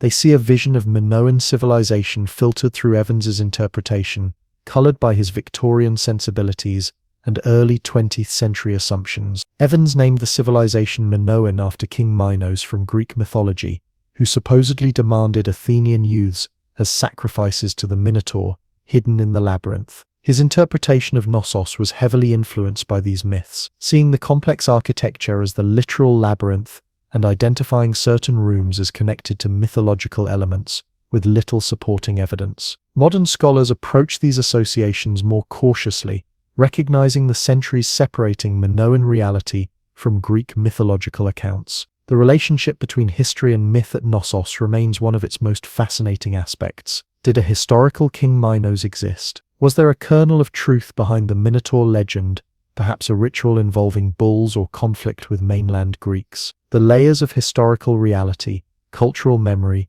and mythic elaboration prove impossible to fully untangle. What seems clear is that the physical reality of Knossos, with its complex multi-story architecture, maze-like corridors, and prominent bull imagery, provided fertile ground for later storytellers to create one of Western culture's most enduring myths. Around 1450 BCE, catastrophe struck Knossos. Archaeological evidence shows a major destruction, with fire damaging significant portions of the palace. Whether this resulted from natural disaster, invasion, internal conflict, or some combination remains debated. After this event, Knossos was partially rebuilt, but with significant changes. Linear B tablets, a script later determined to record an early form of Greek, replaced the earlier Linear A, suggesting Mycenaean Greeks from the mainland had taken control. The artistic style shifts, with more militaristic imagery replacing the flowing naturalism of earlier Minoan art. This period of Mycenaean influence would be relatively short-lived. By 1375 BCE, Knossos was largely abandoned as a palatial center, though settlement continued in the surrounding area. The exact circumstances of this final decline remain unclear, possibly connected to broader instability throughout the eastern Mediterranean during this period. What is certain is that the sophisticated civilization that had flourished at Knossos for centuries faded, leaving behind enigmatic ruins that would spark wonder and speculation for millennia. The site of Knossos never completely vanished from memory, unlike some other lost cities. Local traditions preserved some awareness of its significance, though often mixed with legend. Early travelers occasionally noted the ruins, but systematic exploration didn't begin until the late 19th century, when Minios Kalokarinos, a Cretan merchant and antiquarian, conducted the first excavations. Political complications involving the Ottoman authorities halted his work, opening the door for Evans to purchase the site and begin his more extensive investigations following Crete's independence. Today, Knossos presents a complex matrix of authentic ancient remains,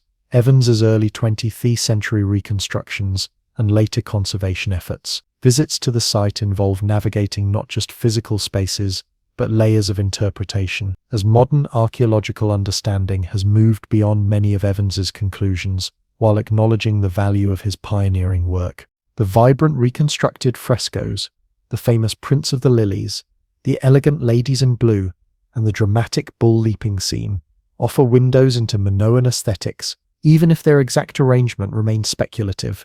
What continues to captivate about Knossos is both what we know and what remains mysterious. The sophisticated architecture, advanced engineering, and artistic achievement clearly indicate a highly developed society that flourished without the obvious militarism of many contemporary civilizations.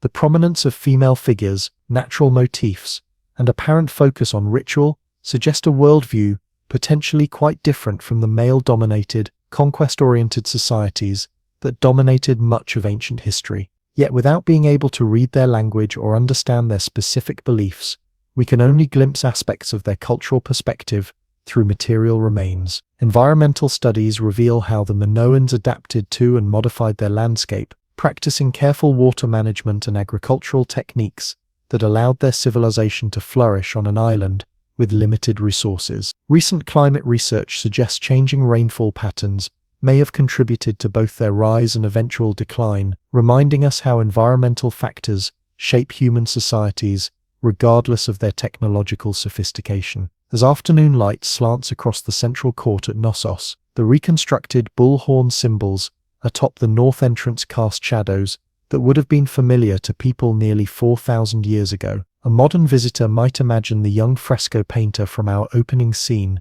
completing her dolphins as the day ends, perhaps pausing to watch dancers or athletes in the courtyard below. Though separated by millennia and profound cultural differences, we share with her the experience of seeking meaning through art, architecture, community, and connection to the natural world. The enigmatic civilization that flourished at Knossos left a dual legacy: the physical remains that continue to yield archaeological insights, and the mythic resonance that has inspired art, literature, and imagination across centuries. From the ancient tale of Theseus and the Minotaur to modern explorations of labyrinth symbolism, something about this place where history and myth intertwine continues to speak to fundamental human questions about finding our path through complexity, confronting the monstrous, and emerging transformed through the journey.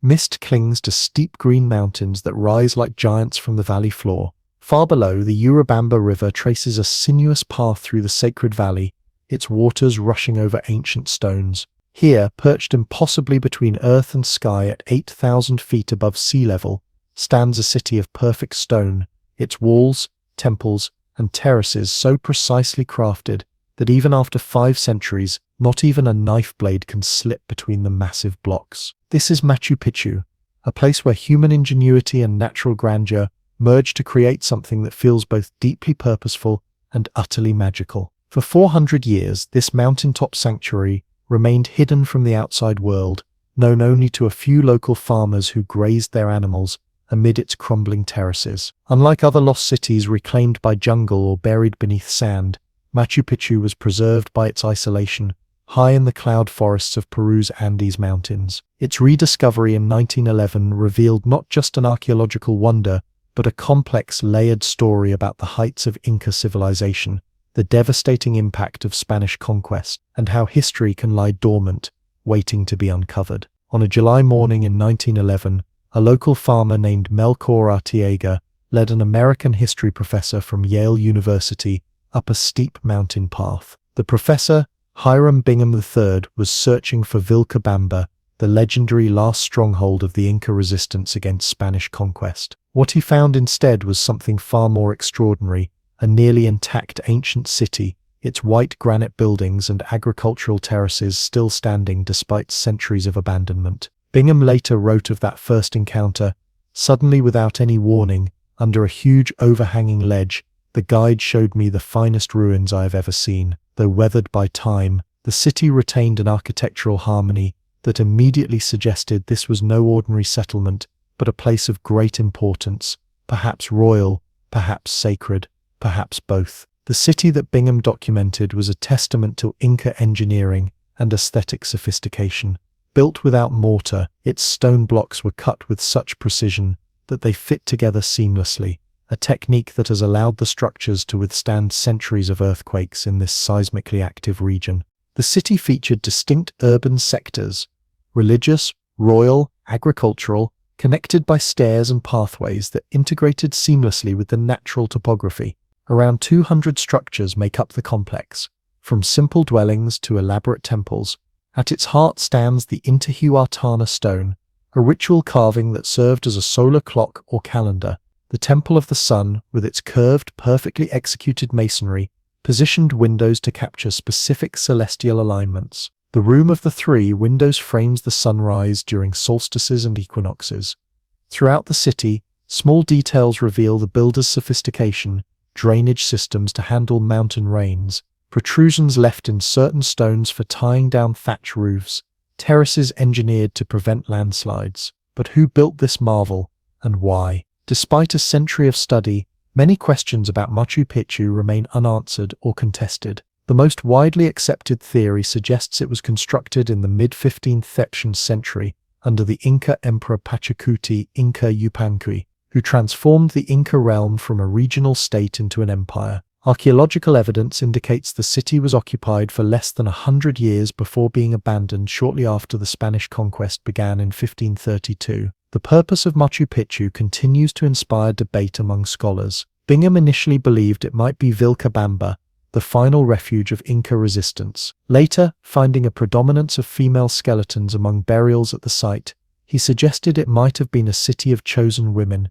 sacred virgins dedicated to the sun god Inti. Modern research has dismissed both theories. Current interpretations favor the idea that Machu Picchu served as a royal estate for Pachacuti, a retreat where the emperor and his court could escape the crowded imperial capital of Cusco, perform essential rituals, and demonstrate control over sacred geography. The daily life of Machu Picchu's inhabitants emerges through careful archaeological analysis. Year-round residents likely numbered between 750 and 1,000 people, with the population swelling during imperial visits. They were not primarily farmers or soldiers, but specialists, priests, craftspeople, servants, and retainers who maintained the estate for the elite. Studies of skeletons found at the site suggest most residents were not native to the immediate area, but came from various parts of the Inca Empire, reflecting the imperial practice of relocating loyal populations to newly established settlements. Food for this mountaintop community came primarily from the agricultural terraces that cascade down the slopes, engineering works that are, in their way, as impressive as the buildings they surround. These narrow platforms created microclimates that allowed crops from various altitudes to be grown in a single location. Studies of soil brought from diverse regions show how the Inca engineers created their own agricultural environment, importing specific soils suitable for different crops. The Inca built no roads directly to Machu Picchu. Access required a deliberate journey along Inca trails through the sacred landscape. This intentional isolation supports the theory that it served ceremonial and elite purposes rather than military or commercial ones. The approach to the city would have been a processional experience, passing through a series of gates and buildings that progressively revealed the sacred precinct, a journey from the profane to the sacred world. At its height, Machu Picchu would have looked quite different from the stone ruins we see today. Many buildings had steeply pitched thatch roofs, colorful textiles, perhaps the highest art form in Inca culture, would have decorated important spaces and been worn by residents. Polished metal mirrors may have adorned the Temple of the Sun, multiplying the sunlight that entered at specific astronomical alignments. Gardens likely grew medicinal and decorative plants. The sound of rushing water would have been constant, channeled through the city's elaborate stone fountains and drainage systems. The abandonment of Machu Picchu remains one of its most intriguing mysteries. Unlike many Inca sites,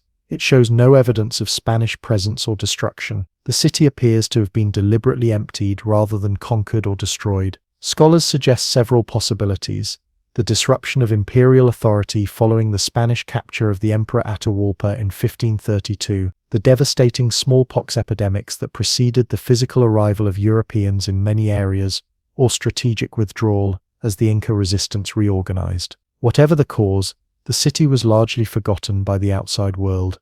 Its existence wasn't entirely unknown to local people.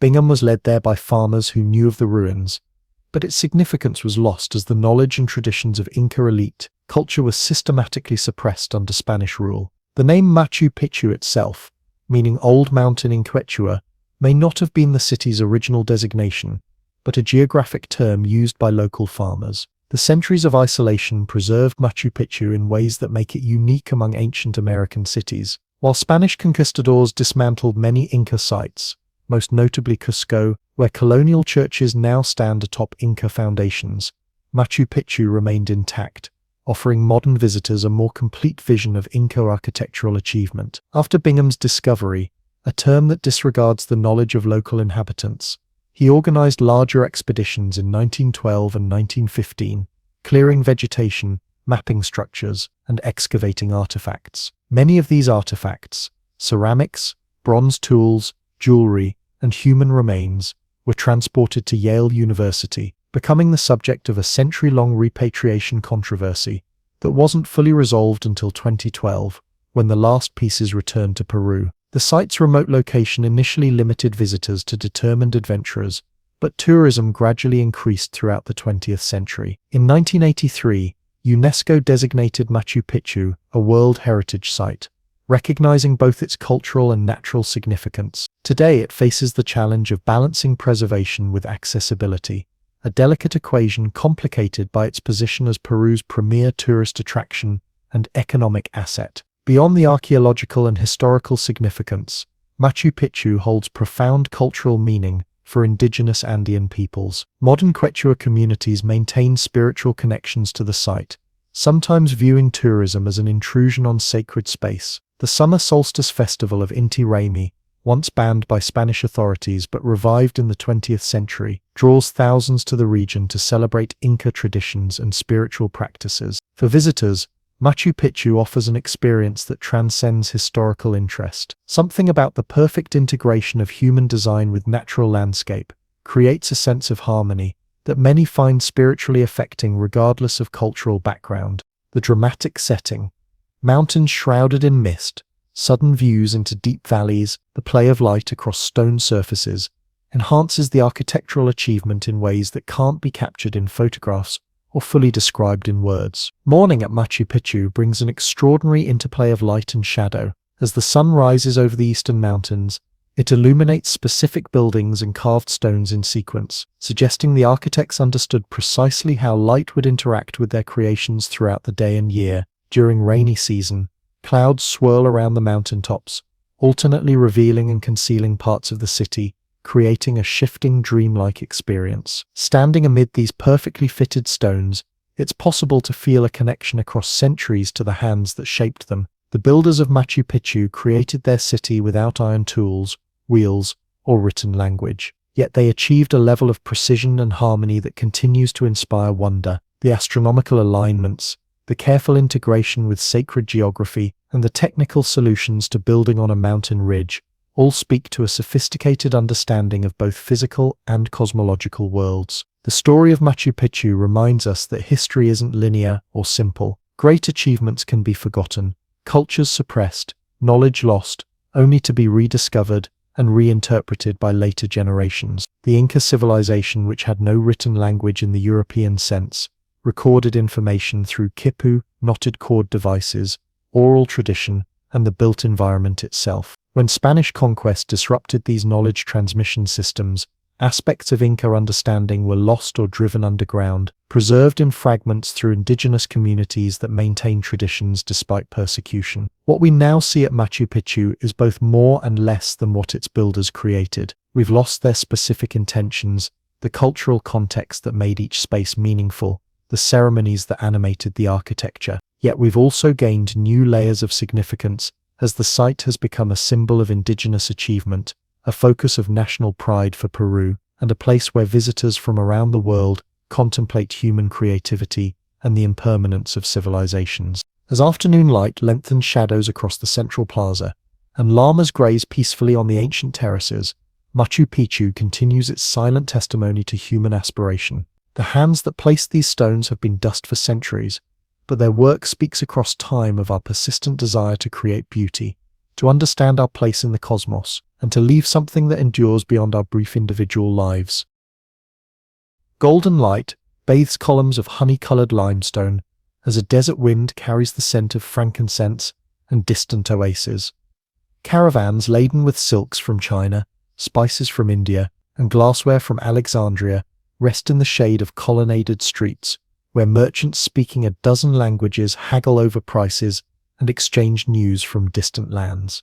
This is Palmyra, a city that rose from the Syrian desert to become one of antiquity's most splendid urban centers, a crossroads where East met West and cultures blended into something uniquely magnificent. Located in an oasis midway between the Mediterranean and the Euphrates River, Palmyra occupied a position of strategic brilliance. Caravans traveling the Silk Road faced a dangerous desert crossing between the Roman and Persian worlds. Palmyra offered not just water and rest, but security, guides who knew the desert paths, and eventually a sophisticated commercial infrastructure that made it the essential middleman in East-West trade. This geographic advantage transformed a modest settlement into a wealthy metropolis that at its peak in the 2nd and 3rd centuries CE rivaled any city in the Roman Empire for splendor and cosmopolitan character. The earliest mention of Palmyra, then called Tadmor, appears in Mesopotamian tablets from the 2nd millennium BCE, but the city's golden age began when the region came under Roman influence in the 1st century CE. Unlike many conquered territories, Palmyra maintained significant autonomy within the Roman system. This unusual arrangement allowed the city to prosper from both Roman protection and Persian trade connections, a delicate balancing act that required diplomatic finesse from Palmyrene leaders. What made Palmyra extraordinary was its cultural synthesis. Walking its grand colonnade in the 2nd century CE, a visitor would encounter a visual and auditory tapestry of multiple civilizations. The architecture blended Roman, Greek, Persian, and local Syrian elements into a distinctive style. Religious practices honored Mesopotamian deities alongside Greco-Roman gods, with the Temple of Bel incorporating both a traditional Mesopotamian inner sanctuary and a Greek-style columned court. Even the language reflected this fusion. Official inscriptions appeared in both Greek and Palmyrene Aramaic, often side by side on the same monument. The people of Palmyra expressed their multicultural identity through their appearance and customs. Elite families adopted both Roman and Persian fashions, sometimes blending them in the same outfit. Women enjoyed relatively high status compared to other societies of the time, appearing in sculpture wearing elaborate turbans, heavy jewelry, and richly embroidered clothing that drew from multiple cultural traditions. Contemporary accounts describe Palmyrene banquets where guests reclined on cushions Roman style while enjoying Persian delicacies and listening to music played on instruments from across Asia. This cosmopolitan character originated in Palmyra's economic foundation. The city didn't just passively benefit from passing trade. Its elite families actively organized and financed caravans, developed sophisticated financial instruments for cross-border commerce, maintained diplomatic relations with multiple powers, and created a security apparatus to protect desert routes. Inscriptions honor successful caravan leaders and record the customs taxes that enriched both private citizens and public coffers. The wealth generated by this commerce transformed the city's built environment. The central colonnade stretched nearly a mile, lined with shops, public buildings, and the homes of wealthy merchants. Temples rose in stunning profusion, not just the massive sanctuary of Bel, but dozens of smaller shrines reflecting the diverse beliefs of a population connected to religious traditions from the Atlantic to the Indian Ocean. The amphitheater hosted performances of Greek dramas and Roman spectacles, while public baths provided spaces for social interaction and business networking in the Roman manner. Daily life for ordinary Palmyrenes blended practical desert adaptations with urban sophistication. Water management lay at the heart of survival. Engineers developed complex systems to capture, store, and distribute the precious resource, with public fountains, private cisterns, and agricultural irrigation networks extending beyond the city walls. Farms in the surrounding oasis produced dates, olives, and grains, supplemented by livestock raised by semi-nomadic tribes, with whom city dwellers maintained kinship and trading relationships. The distinctive character of Palmyrene society emerges most vividly in their funerary practices. Wealthy families constructed elaborate tower tombs rising up to 4 stories, with interior chambers containing sculpted reliefs of the deceased portrayed in their finest clothes and jewelry. Unlike the idealized, impersonal portraits common in Roman sculpture, Palmyrene funerary art shows individuals with distinctive features and expressions, often holding symbols of their profession or religious devotion. These remarkable sculptures, hundreds of which survived, offer intimate glimpses of people who lived nearly 2 millennia ago, their faces gazing out across time with startling immediacy. Palmyra's historical significance reached its apex through the dramatic story of Zenobia, a queen who challenged Rome itself. Following her husband's assassination in 267 CE, Zenobia ruled as regent for her young son. A woman of extraordinary education and ambition, she expanded Palmyrene control across Syria, Lebanon, and Egypt, essentially creating an independent empire straddling Rome's eastern provinces. Ancient sources describe her as beautiful, intelligent, and charismatic, riding with her troops, drinking with her generals, yet cultivating philosophers at her court and claiming descent from Cleopatra. The Roman response came in 272 CE, when Emperor Aurelian marched east to reclaim the breakaway territories. After initial victories, Zenobia's forces were defeated. According to tradition, she attempted to flee on camelback but was captured at the Euphrates River and brought to Rome in golden chains. Sources conflict about her fate. Some claim she died en route or by suicide, while others state she lived out her life in comfortable exile in a villa near Rome. Whatever her personal end, her rebellion marked the beginning of Palmyra's decline. Though Aurelian damaged the city during his reconquest, Palmyra initially recovered and remained significant through the late Roman period. Christianity gradually replaced traditional beliefs, with temples converted to churches and new religious structures built. However, changing trade patterns and shifting political realities slowly diminished Palmyra's importance. The Muslim conquest in the 7th century brought further changes, and while the site remained inhabited, it shrank to a small settlement among the impressive ruins of its former grandeur. By the medieval period, Palmyra had largely passed from living city to legend. European travelers occasionally visited and marveled at its extensive remains, but systematic exploration didn't begin until the 18th century. The dramatic ruins, particularly the well-preserved colonnade, Temple of Bel and Theatre, captured European imagination, influencing neoclassical architecture and inspiring romantic notions of desert kingdoms and forgotten splendor. In more recent times, Palmyra became one of Syria's most important archaeological sites and tourist destinations. Generations of archaeologists worked to document, preserve, and partially reconstruct its monuments, revealing new aspects of Palmyran life through careful excavation and analysis. The ancient city's unique cultural synthesis held particular resonance in the modern Middle East, offering a powerful example of how diverse traditions could create something greater than the sum of their parts. This history took a tragic turn during the Syrian civil war when ISIS captured Palmyra in 2015. In a calculated assault on cultural memory, they destroyed significant portions of the ancient city, including the Temple of Bel, the Tower tombs, and parts of the theatre. Most devastating was the murder of Khalid al-Assad, the 82-year-old archaeologist who had devoted his life to studying and protecting Palmyra. When militants demanded he reveal the location of artifacts and treasures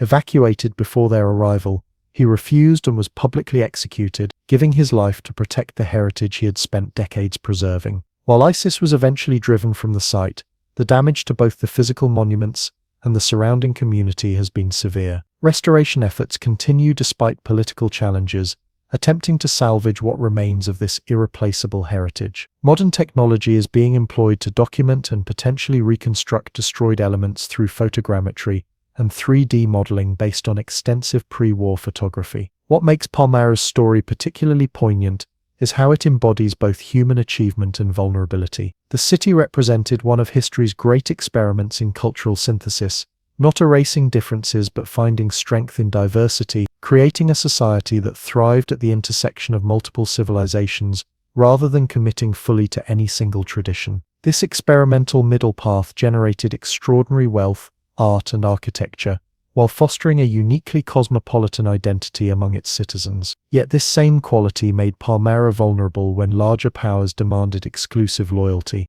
In both ancient and modern times, the city suffered when caught between clashing empires and ideologies that could not tolerate its blended, ambiguous nature.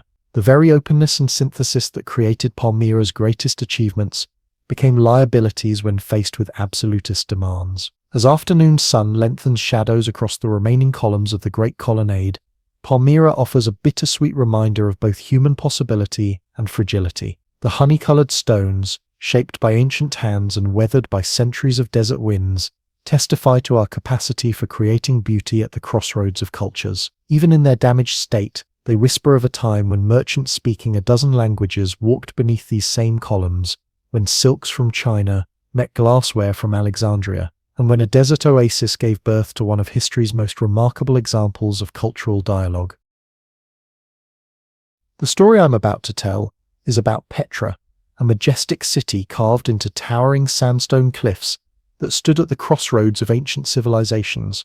In the heart of Jordan's rugged mountains lies a city like no other, not built stone by stone as most ancient settlements, but carved directly from the living rock itself. As morning light spills across the desert, it transforms ordinary sandstone into a canvas of impossible colors: salmon pink, blood red, vibrant orange, and delicate purple. These are the walls of Petra, where over 2,000 years ago, master craftsmen turned forbidding cliffs into elaborate temples, tombs, and theaters that still leave visitors breathless today. To reach Petra's heart, travelers must first pass through the Sikh, a natural corridor barely wide enough for two people to walk side by side, with walls soaring nearly 600 feet skyward. For almost a mile, this shadowed passage winds between mountains, building anticipation with every step. Water channels carved by ancient hands still line the walls, testament to the engineering brilliance that allowed a thriving city to exist in this parched landscape. Then, as you round the final bend, the narrow canyon suddenly opens to reveal Al-Khazni, the treasury, a massive 130-foot-high facade cut directly into the cliff face, its columns and sculptures glowing in the sun as if carved yesterday rather than millennia ago. This dramatic entrance was no accident. The Nabateans, the people who created Petra, designed it to astonish visitors and showcase their mastery over nature itself. And for centuries, it worked. Merchants arriving with caravans laden with spices, silks, and incense would emerge from the dark passage to confront this magnificent display of wealth and power, understanding immediately that they had entered no ordinary desert settlement. The Nabateans began as nomadic Arabian tribes, wandering the deserts with their herds. Gradually, they transformed themselves into masters of trade, controlling the lucrative incense routes that brought frankincense and myrrh, substances worth more than gold, from southern Arabia to eager markets in Egypt, Syria, Greece, and Rome. Their strategic location at the crossroads of these valuable trade routes brought immense wealth, which they invested in creating their extraordinary capital. What makes their achievement even more remarkable is the environment they conquered. This region receives less than 6 inches of rainfall annually, yet at its height, Petra supported a population of perhaps 20,000 people. The Nabateans accomplished this miracle through intricate water management systems that collected, stored, and distributed every precious drop. They carved channels along the Sick to capture rainfall, built dams to prevent flash floods, and created hundreds of cisterns throughout the city. These waterworks were so effective that Petra boasted public fountains and bathhouses, luxuries normally found only in well-watered cities. The Treasury Building, though the most famous, is merely the beginning of Petra's wonders. Beyond it stretches a city of over 800 monuments carved into stone, elaborate tombs for the wealthy, a massive theatre that could seat 8,500 people, temples dedicated to various gods, monasteries perched high on cliff tops, and hundreds of simpler dwellings. Unlike the common image of Petra as merely a collection of rock-cut facades, it was once a living, bustling urban centre with freestanding buildings filling the valley floor. Though most of these conventional structures have long since crumbled away, each monument tells us something about the people who created it. The classical Greek and Roman elements,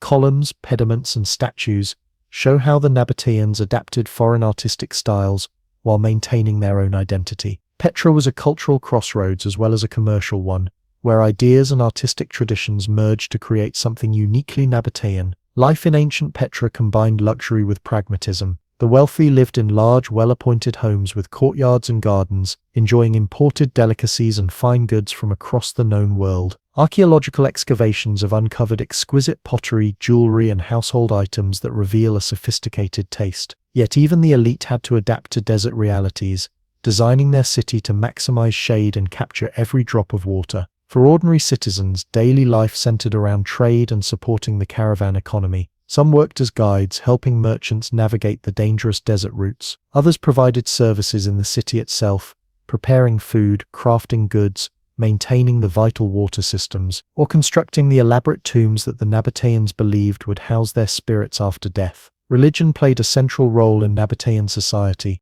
Their primary deity was Dushara, a god associated with mountains fitting for people who made their home among towering cliffs. His consort was Al-Uza, a goddess of water and fertility, again reflecting the preoccupations of desert dwellers.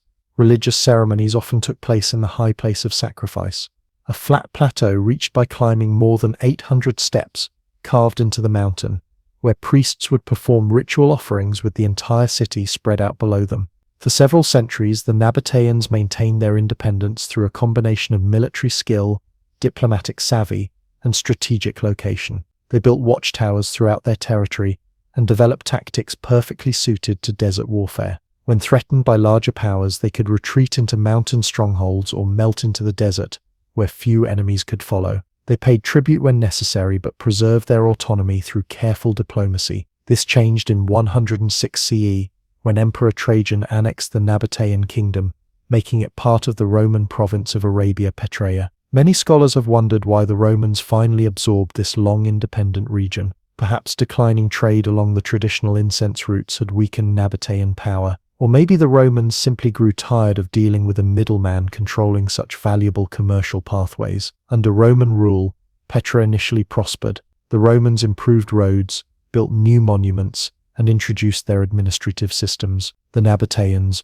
always adaptable, embraced many aspects of Roman culture while maintaining elements of their own identity, but gradually, larger historical forces undermined Petra's importance. Maritime trade routes through the Red Sea began to replace the overland caravan paths. The rise of Palmyra in Syria created competition for the remaining desert trade. Byzantine Christianity brought new religious practices that made the old Nabatean sacred sites less relevant. A massive earthquake in 363 CE damaged much of the city, destroying many of the freestanding buildings and disrupting the sophisticated water systems. Though some repairs were made and parts of the city were rebuilt, Petra never fully recovered its former glory. By the 7th century CE, when Islam swept across the region, Petra had dwindled to a small settlement, its grand monuments gradually forgotten, except by local Bedouin tribes. For over 1,000 years, Petra remained largely hidden from the Western world. Occasional travelers reported rumors of a marvelous city carved from red rock, but few Europeans believed such tales. The Bedouin who lived among the ruins called the place Beda, the White One, perhaps referring to the lighter-colored sandstone found in parts of the site. They guarded its location, sometimes using abandoned tombs as shelter or storage, but generally leaving the ancient monuments undisturbed. The rediscovery of Petra by the Western world came through an act of deception. In 1812, Swiss explorer Johann Ludwig Burckhardt, disguised as a Muslim pilgrim and fluent in Arabic, convinced a local guide to take him to the rumored ruins, claiming he wished to sacrifice a goat at the tomb of Aaron, brother of Moses, located nearby. As they passed through the sick and the treasury came into view, Burckhardt had to hide his excitement, pretending indifference while secretly taking notes for the book he would later publish. Burckhardt's descriptions captured European imagination, but Petra remained difficult to access. Through the 19th century, only the most determined travelers made the journey, facing harsh conditions and sometimes hostility from local tribes who were wary of outsiders. Those who did reach the site often left with artifacts, contributing to the gradual loss of Petra's movable heritage. Serious archaeological work didn't begin until the early 20th century. Excavations revealed that much of what was initially thought to be simply an elaborate necropolis was actually a complete city. Below the carved monuments, archaeologists found the foundations of markets, public buildings, and ordinary homes. Pottery, coins, and other everyday items helped piece together the story of daily life. Today, Petra stands as Jordan's most valuable treasure and one of the world's most remarkable archaeological sites. Designated a UNESCO World Heritage Site in 1985, it attracts hundreds of thousands of visitors annually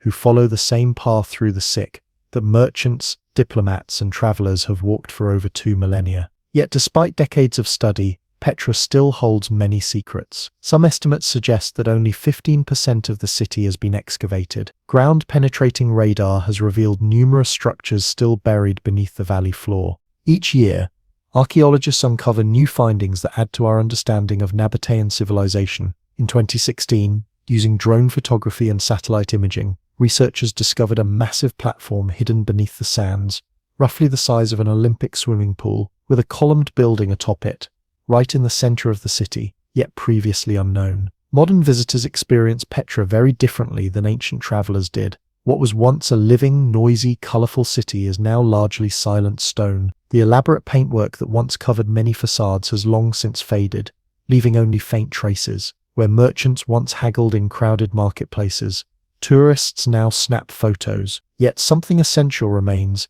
the awe that strikes each new visitor as the treasury comes into view, the same impact the Nabateans so carefully engineered 2,000 years ago. Walking through Petra today, you might notice Bedouin vendors selling souvenirs or offering camel rides. Many are descendants of the Bedouin tribe, who lived within Petra's monuments until the 1980s, when the Jordanian government relocated them to improve site conservation and provide better living conditions. Their connection to Petra represents the most recent layer of human history in this ancient place. As afternoon light shifts across the carved facades, the stone seems almost alive, changing color from moment to moment. Shadows lengthen in the same patterns they've followed for thousands of years. In less visited areas, the silence feels profound, a quiet broken only by wind, distant voices, or perhaps the call of a desert bird. It's easy in such moments to feel the presence of those who came before, the merchants calculating profits, the stonecutters measuring their next precise chisel stroke, the priests preparing sacred rituals. the children playing in now-vanished courtyards. Petra reminds us of human ingenuity and adaptation, how a nomadic people transformed themselves into city dwellers and master traders, how they shaped an inhospitable environment to serve their needs while respecting its fundamental nature. It also reminds us of impermanence, how even the greatest civilizations eventually fade, their carefully built monuments returning slowly to nature. Yet there is permanence here too. The Nabateans carved their city directly into the living rock, creating something far more durable than conventional buildings could ever be.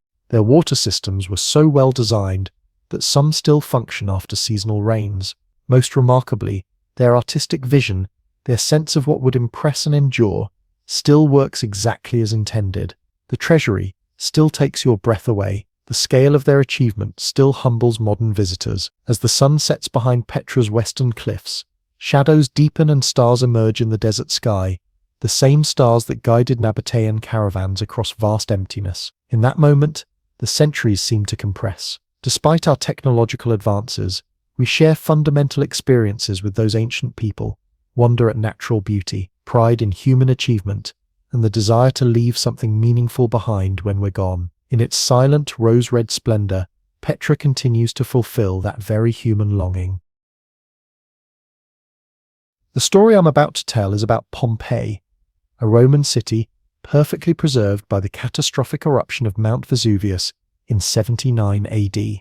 Dawn breaks over the Bay of Naples, painting the waters in shimmering gold. In the distance, a mountain rises against the sky, not menacing but protective. Farmers tend vineyards on its slopes, growing grapes that will become wine famous throughout the Roman Empire. Along the coast, a bustling city of about 20,000 souls begins its day. Streets fill with merchants setting up shop, slaves running errands, and wealthy citizens in pristine togas heading to the Forum to discuss politics and business. This is Pompeii on an August morning in 79 AD. No one suspects that by tomorrow their entire world will vanish beneath tons of volcanic ash and pumice, frozen in a moment that will remain hidden for nearly 17 centuries. The story of Pompeii is unlike any other lost city. While many ancient settlements faded slowly or were abandoned over time, Pompeii's end came suddenly, so suddenly that it preserved a perfect snapshot of everyday Roman life. It's as if someone pressed pause on an entire civilization. Life in Pompeii before the disaster was comfortable and sophisticated. Founded around the 8th century BC by the Oscans, the city had passed through Greek and Etruscan influence before becoming a Roman colony in 80 BC. By 79 AD, it was a thriving port and resort town where wealthy Romans came to escape the capital's heat and politics.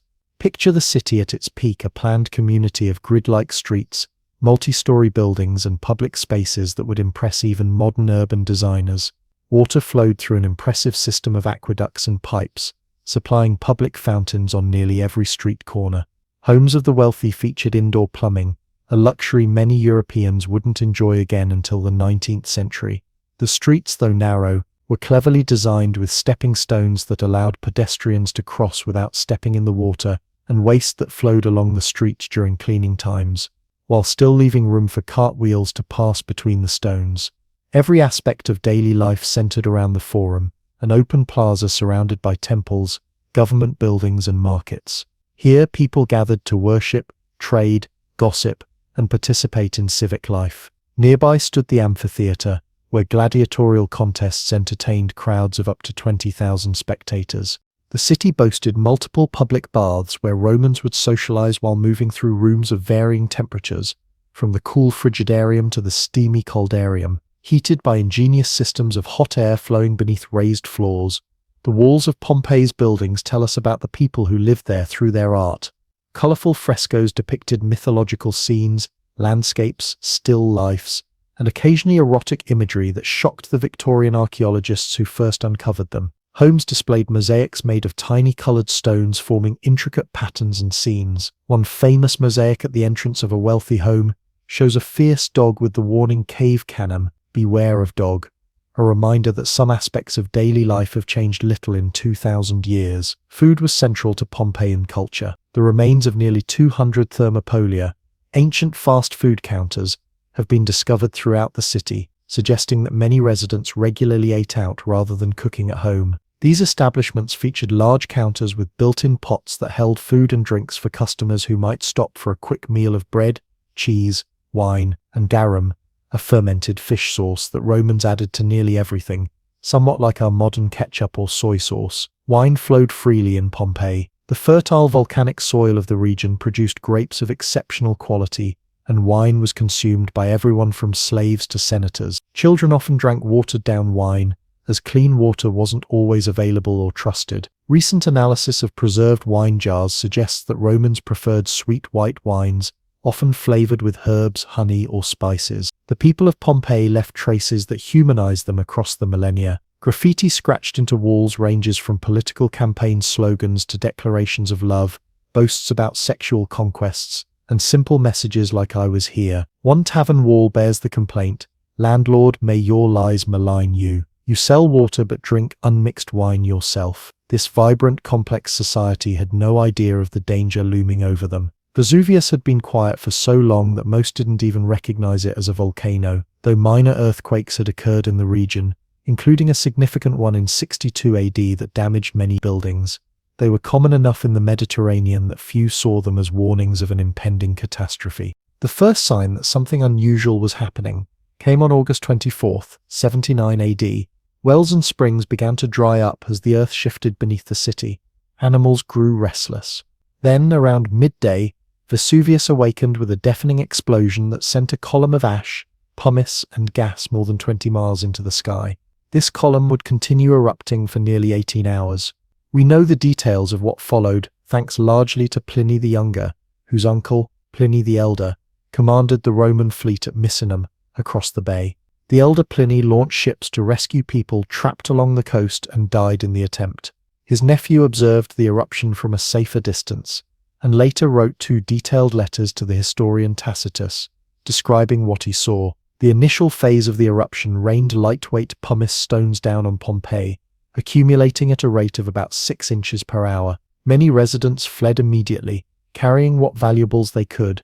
Others sought shelter, hoping the shower of rocks would pass. As buildings began to collapse under the weight of accumulated pumice, more people attempted to escape, covering their heads with pillows, cloth, or whatever they could find to protect themselves from the falling debris.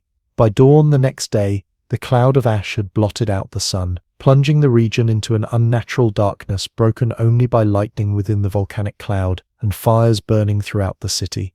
Breathing became increasingly difficult as ash filled the air. Then came the pyroclastic surges, superheated waves of gas and ash, moving at hurricane speeds down the mountainside. These deadly flows would ultimately seal Pompeii's fate, instantly killing anyone who remained. When the eruption finally subsided, Pompeii lay buried under 15 to 20 feet of ash and pumice. The once bustling city had simply vanished from the landscape. Emperor Titus sent aid to the region, but no attempt was made to dig out the city. Over time, its very location was forgotten. For nearly 1,700 years, Pompeii slept beneath its blanket of ash. The land above was eventually farmed again, with farmers occasionally turning up fragments of ancient walls or artifacts, not realizing an entire city lay beneath their feet. It wasn't until 1748 that formal excavations began, initiated by King Charles III of Spain, who was then in control of Naples. Workers expecting to find valuable artifacts instead discovered something far more precious, an intact Roman city, preserved in its final moments. What makes Pompeii unique among archaeological sites is the way it froze daily life in mid-action. In most ancient cities, buildings were repurposed, materials reused, and treasures carried away long before archaeologists arrived. But in Pompeii, everything remained exactly where it had been on that August day: loaves of bread still in ovens, jewelry left on tables, tools abandoned mid-use. Perhaps most haunting are the human remains. When excavators noticed curious voids in the compacted ash, they developed a technique of pouring plaster into these spaces to reveal their contents. The result was a series of perfect casts showing victims in their final moments, some crouched in fear, others embracing loved ones, a few apparently asleep, never knowing what hit them. A dog lies chained, still trying to climb atop a pile of pumice to escape. A wealthy woman fell while carrying a wooden box containing her gold jewelry and coins. These are not simply artifacts but moments of human tragedy, preserved with terrible clarity. The excavation of Pompeii has continued for over 250 years, with about two-thirds of the city now uncovered. Each year brings new discoveries. In recent decades, advanced technologies have allowed archaeologists to examine the site with minimal disruption. Ground-penetrating radar reveals structures still buried. DNA analysis identifies plant remains preserved in gardens. Digital scanning creates virtual models of buildings as they appeared before the eruption. In 2018, excavators discovered a house inscription that suggests the eruption actually occurred in October rather than August, challenging the traditional date based on Pliny's letters. Archaeologists continue to debate this finding. In 2020, a thermopolium was unearthed with its counter still containing the remains of food available on that final day: duck, goat, pig, fish, and snails in cooking pots, ready to serve customers who would never arrive. The preservation of organic materials at Pompeii provides invaluable insights into ancient daily life. Carbonized food, wooden furniture, and even clothing fibers survived under conditions that would normally have destroyed them centuries ago. A baker's shop still contains 81 loaves of bread, arranged in rows, their surfaces marked with the baker's stamp. Archaeologists have even found and analyzed the contents of ancient sewers, revealing details about Roman diet and health. Wall paintings that would have faded if exposed to air retained their vibrant colors under the ash. These frescoes reveal not just artistic styles but also fashions, hairstyles, and social customs. One painting shows a woman holding writing implements, a wax tablet and stylus, suggesting female literacy was not uncommon. Another depicts a banker counting coins at his table. A garden fresco displays plants and birds with botanical accuracy that helps scientists identify species common to the region. Today, walking through Pompeii's streets offers an unparalleled journey into the past.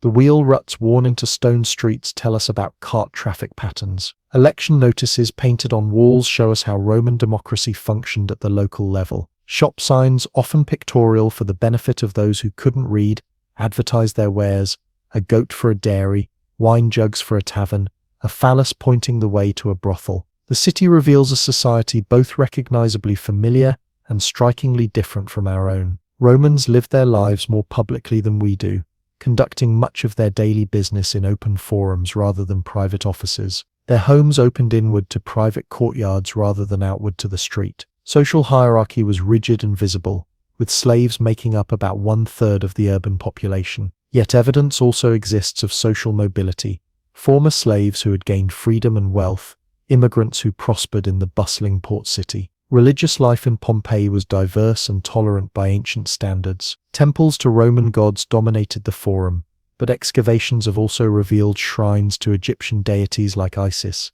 evidence of Eastern mystery cults, and even a Jewish presence. Christianity had likely reached Pompeii by 79 AD, though no definitive evidence of Christian worship has been identified at the site. Pompeii's preservation offers a poignant reminder of how suddenly disaster can strike. The objects found there speak of interrupted lives, half-finished meals, business ledgers with entries never completed, a woman's cosmetic box left open on her dressing table. Perhaps most famous is the Garden of the Fugitives, where 13 people, men, women, and children, sought shelter in a garden and died together, their bodies preserved in their final poses by the hardened ash. The site faces ongoing conservation challenges. Exposure to the elements, pollution, tourist foot traffic, and inadequate past restoration efforts threaten what the volcano so perfectly preserved. In 2010, the collapse of the House of the Gladiators, a structure that had survived the eruption and nearly 2 millennia afterward, highlighted the urgent need for better preservation methods. Today, international conservation efforts focus on sustainable ways to protect the ruins, while still allowing visitors to experience this remarkable window into the ancient world. Vesuvius itself remains one of the world's most dangerous volcanoes, with more than 3 million people living in its potential eruption zone. Volcanologists monitor it constantly, knowing another major eruption is inevitable, though hopefully with adequate warning this time. The mountain that destroyed Pompeii has erupted more than 30 times since 79 AD, most recently in 1944. As twilight falls over the excavated ruins, shadows lengthen across the forum where Roman citizens once gathered. Stone fountains stand dry at street corners where children once drank and played. In the large amphitheater where crowds once cheered, an eerie silence reigns. The last visitors leave for the day, and for a brief moment, it's possible to feel the presence of those who walked these same streets 2,000 years ago. Ordinary people living ordinary lives until an extraordinary day changed everything. Pompeii reminds us of both human vulnerability and resilience. It shows how quickly the constructions and concerns of any civilization can be erased,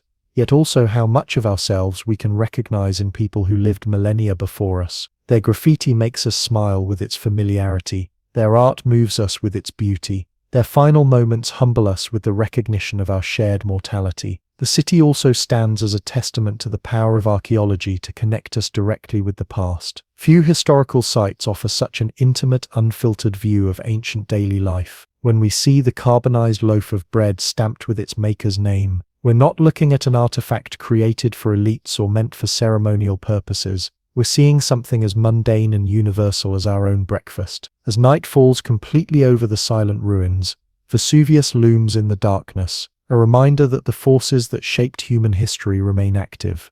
The mountain sleeps now, as Pompeii once did beneath its ash. But unlike the city, which has given up its secrets to those who carefully uncover them, the volcano keeps its own counsel about when it might awaken again. What makes Pompeii's story so compelling is that it never really ended. Each new excavation, each preserved fragment, each plaster cast of a victim adds another chapter. The city continues to speak to us across time, not through written histories or deliberate monuments, but through the accidental preservation of life as it was actually lived. In that sense, Pompeii never truly died. It simply paused, a moment of Roman life suspended for us to witness, to study, and to recognize parts of ourselves in people who lived and loved and worried and hoped just as we do today. Sunrise bathes a broad avenue in golden light. For 2 miles, this perfect straight path stretches toward distant mountains, flanked by massive pyramids that cast long shadows across stone platforms and courtyard complexes. No sound disturbs the morning but the whisper of wind across ancient stones. This is Teotihuacan, the place where, according to Aztec legend, the gods sacrificed themselves to create the sun and moon that light our world.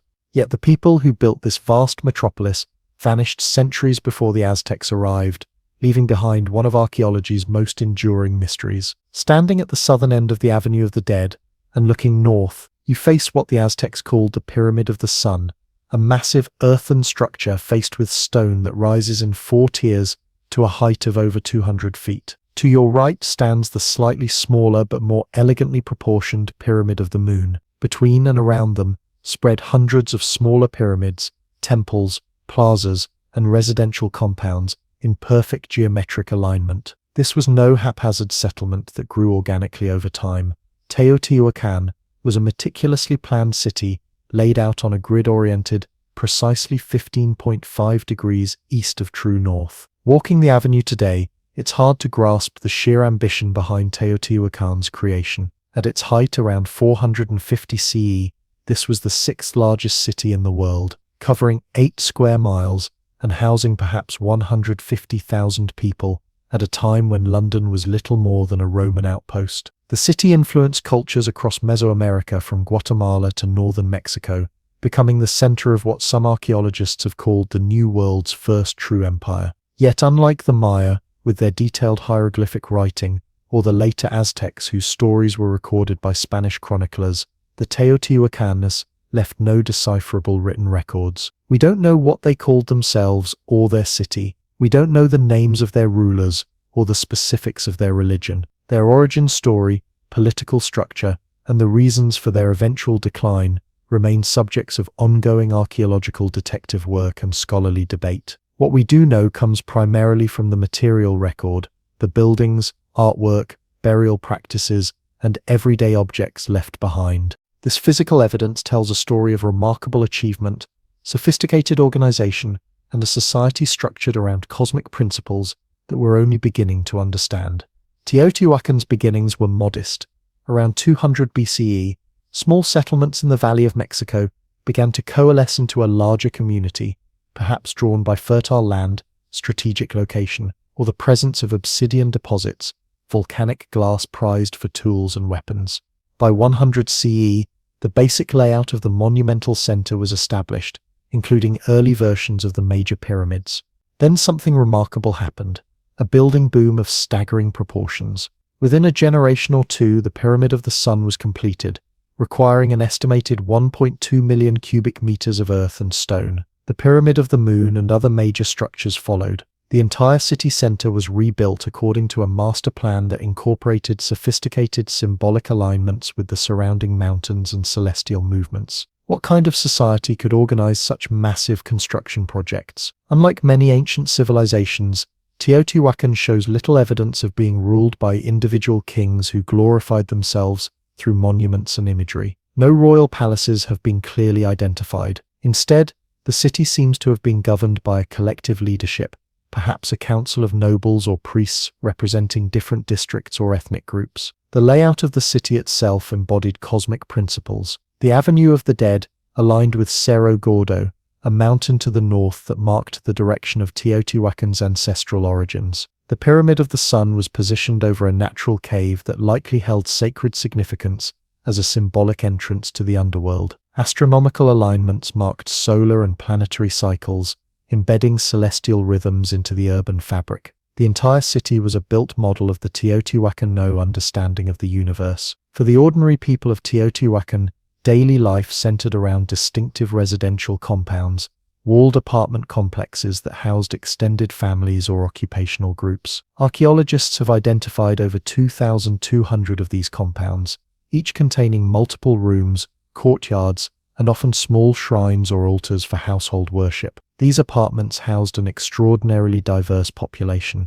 Isotope analysis of human remains shows that many residents were immigrants from across Mesoamerica, from the Maya regions to the Gulf Coast to distant Oaxaca. These immigrants maintained aspects of their cultural identities while participating in Teotihuacano society. Archaeological evidence shows distinct ethnic enclaves with their own architectural styles, burial practices, and craft specializations. The city apparently integrated this diversity through a shared civic religion and market economy, creating a cosmopolitan culture that influenced all of Mesoamerica.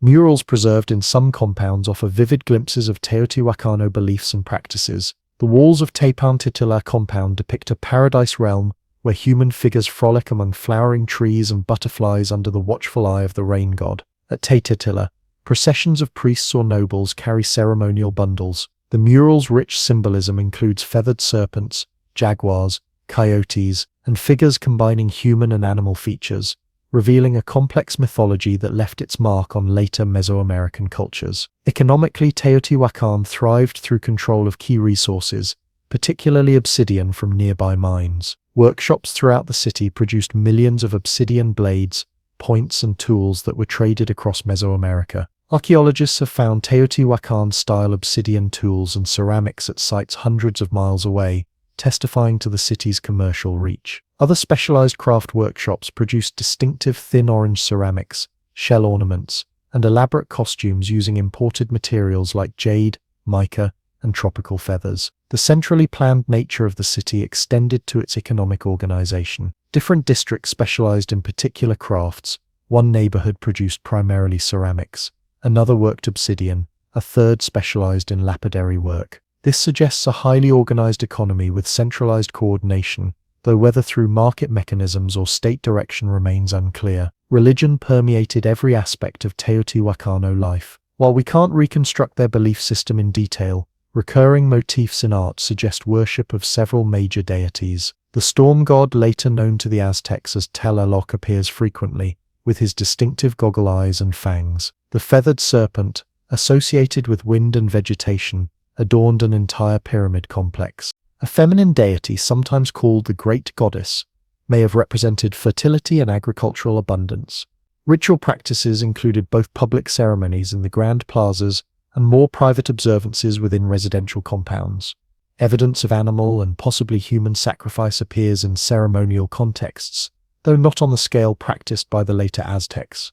Elaborate burial practices included offerings of ceramics, figurines, and jewelry, with considerable variation suggesting social distinctions or different ethnic traditions. The people who built and inhabited this remarkable city weren't just nameless masses moving stone blocks. Recent excavations have revealed the human dimension of Teotihuacan through unexpected discoveries. Under the Temple of the Feathered Serpent, archaeologists found the remains of over 200 individuals, many of them young men in their prime, buried with their hands bound behind their backs. Were these sacrificial victims, prisoners of war? Their careful arrangement in groups suggests a complex ritual meaning we can only guess at. In contrast, burial excavations in residential compounds show touching evidence of family bonds and personal loss. In one apartment, archaeologists discovered the remains of a young mother buried with her infant. In another, a child was laid to rest with miniature ceramic vessels and a small dog figurine, perhaps a beloved toy. These intimate glimpses remind us that beyond the monumental architecture,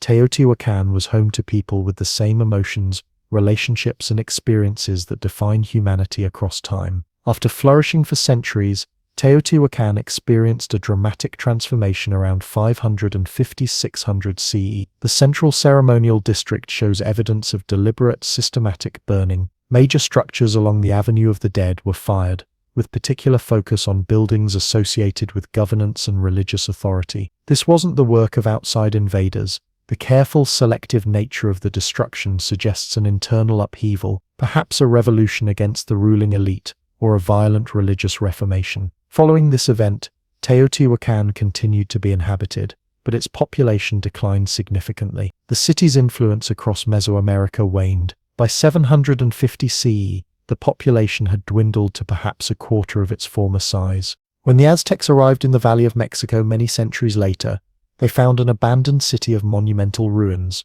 which they interpreted through their own cultural lens as the place where the gods sacrificed themselves to create the fifth sun, the current age of the world in Aztec cosmology. The Aztecs gave the city its current name, Teotihuacan, meaning place where the gods were born, or place where men became gods, in Nahuatl. They treated it as a sacred site of pilgrimage, and legitimized their own rule by claiming connection to this ancient place. Aztec nobles collected artifacts from Teotihuacan, much as Renaissance Europeans collected classical Greek and Roman antiquities to associate themselves with an admired past civilization. Modern archaeological work at Teotihuacan began in earnest in the early 20th century, with major projects to excavate and restore the pyramids of the Sun and Moon. The most significant recent discoveries, however, have come from tunneling operations beneath the major structures. In 2003, heavy rains revealed a previously unknown tunnel beneath the Temple of the Feathered Serpent. Exploration of this passage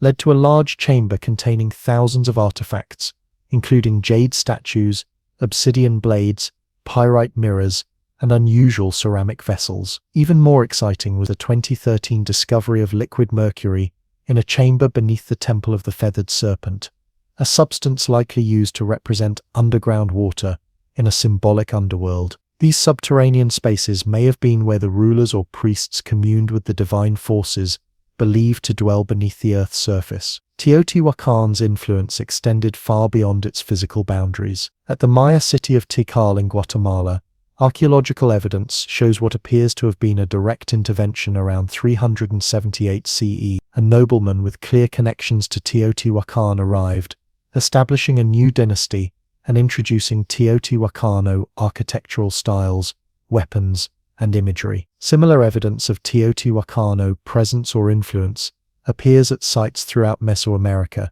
suggesting either direct conquest, colonization, or strong cultural and trade connections. Today, Teotihuacan remains Mexico's most visited archaeological site, drawing over 2 million tourists annually.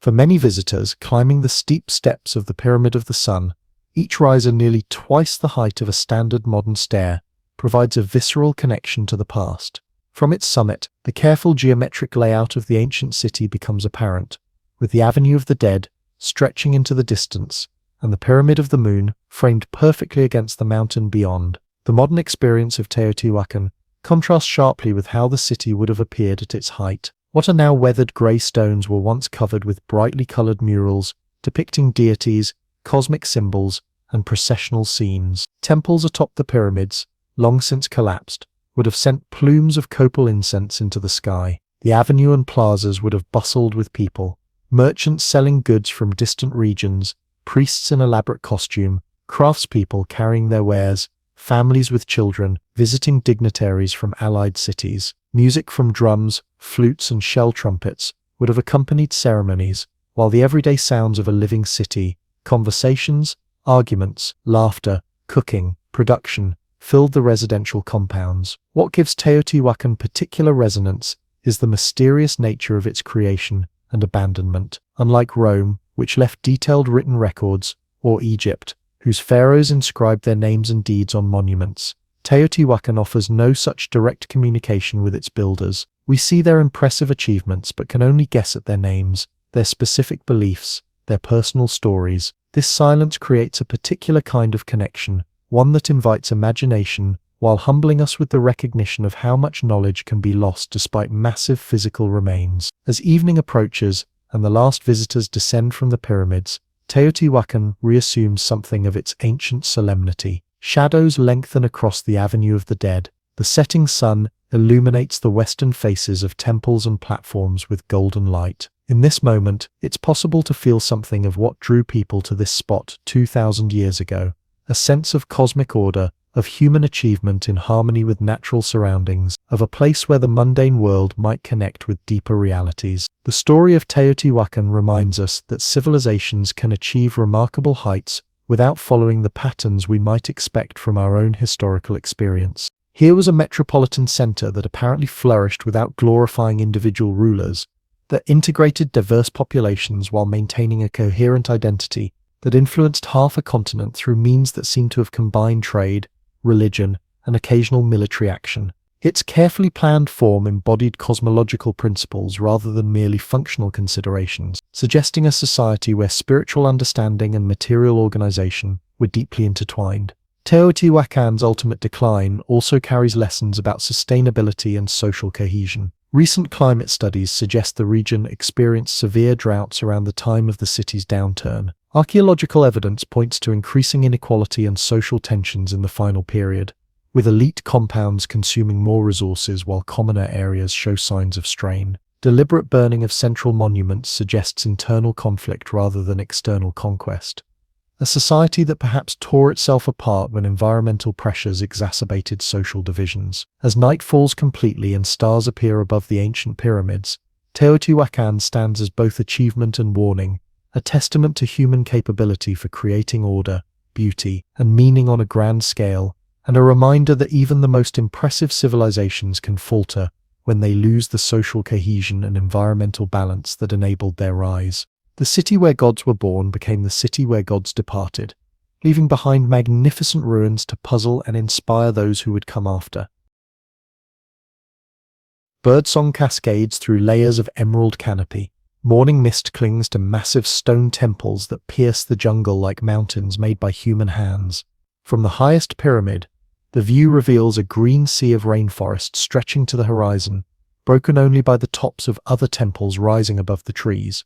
This is Tikal, heart of a Maya kingdom that flourished for nearly 1,000 years in what is now northern Guatemala. While many ancient cities stood proudly visible on plains or hillsides, Tikal hid its splendor beneath a living blanket of jungle, its secrets preserved by the very forest that eventually swallowed it. A mother and her young son climb steep temple stairs in the early morning. The boy, perhaps 8 years old, wears a jade pendant marking him as nobility, while his mother's elaborate textile hupil displays patterns indicating her family lineage. They have come to witness a ceremony marking the end of one calendar cycle and the beginning of another. The grand plaza fills with people from every level of society, nobles in their colorful feathered regalia, merchants wearing cotton clothing dyed with rich colors, farmers in simple garments, all gathered to participate in this moment when time turns. The jungle that now shrouds Tikal in solitude was once pushed back to accommodate a city of perhaps 90,000 people, with buildings painted in vivid reds and decorated with massive stucco masks of gods and ancestors.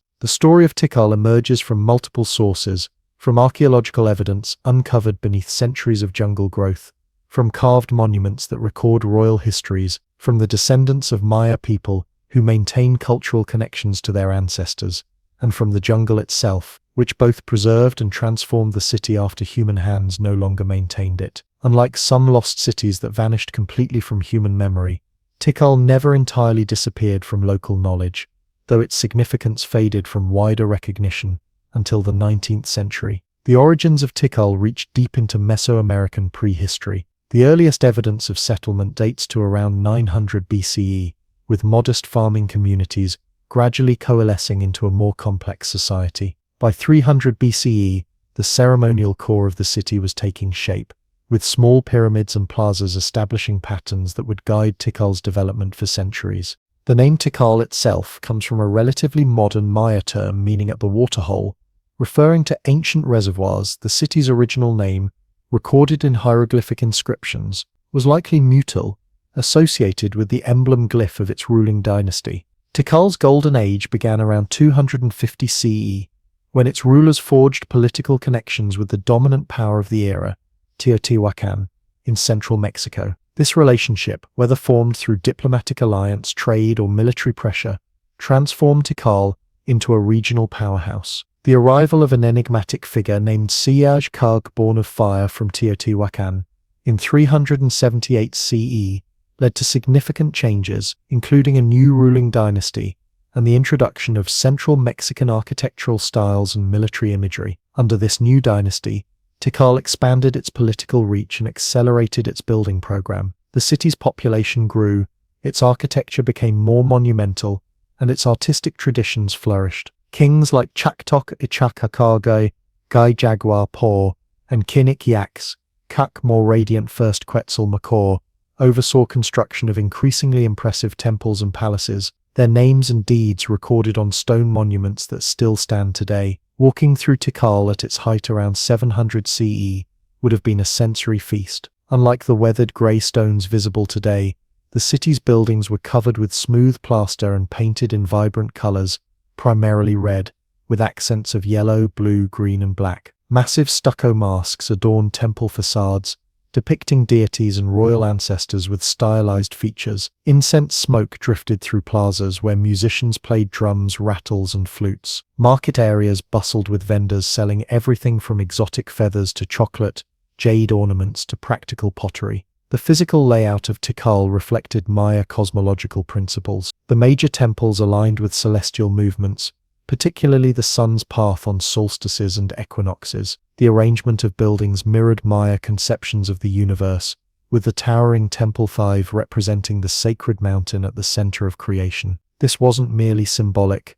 The alignment of structures created dramatic visual effects during key astronomical events, when sunlight would illuminate specific carvings or rooms in precisely calculated ways. Life in Tikal was highly stratified yet interconnected. At the apex stood the Kuhul, a jaw, holy lord. A king believed to communicate directly with deities and ancestors.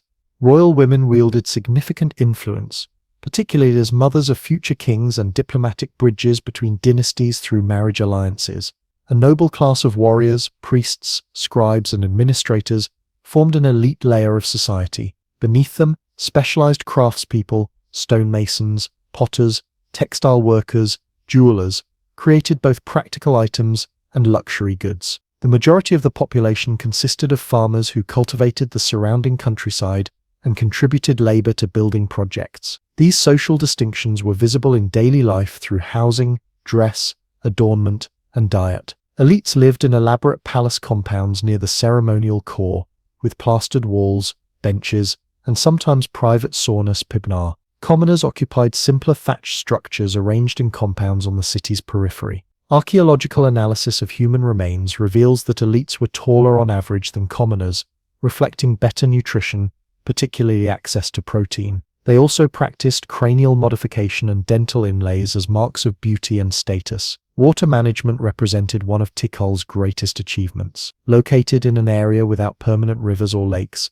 the city relied on careful collection and storage of rainfall. Engineers created a complex system of reservoirs, channeled catchment areas, and filtration systems that supported the large population through seasonal drought. The central reservoir could hold over 27,000 cubic meters of water, lined with limestone plaster to prevent seepage and filtered through sand to improve quality. This technological mastery reflected not just practical necessity but deep cultural understanding of water's sacred significance in Maya cosmology. The rhythm of life in Tikal followed multiple overlapping calendars. The 365-day solar year Hab governed agricultural activities, while a 260-day ritual calendar, Tzolk'in, determined appropriate times for ceremonies, royal accessions, and personal milestones. These calendars interlock to create larger cycles, including the 52-year calendar round and the long count that track time from a mythological starting point corresponding to August 11th, 3114 BCE in our calendar. These mathematical and astronomical achievements required sophisticated knowledge passed down through generations of scribes and priests. Food in Tikal reflected both the bounty and limitations of the tropical environment. Maize formed the foundation of the diet, prepared as tortillas, tamales, and atole, a corn-based drink.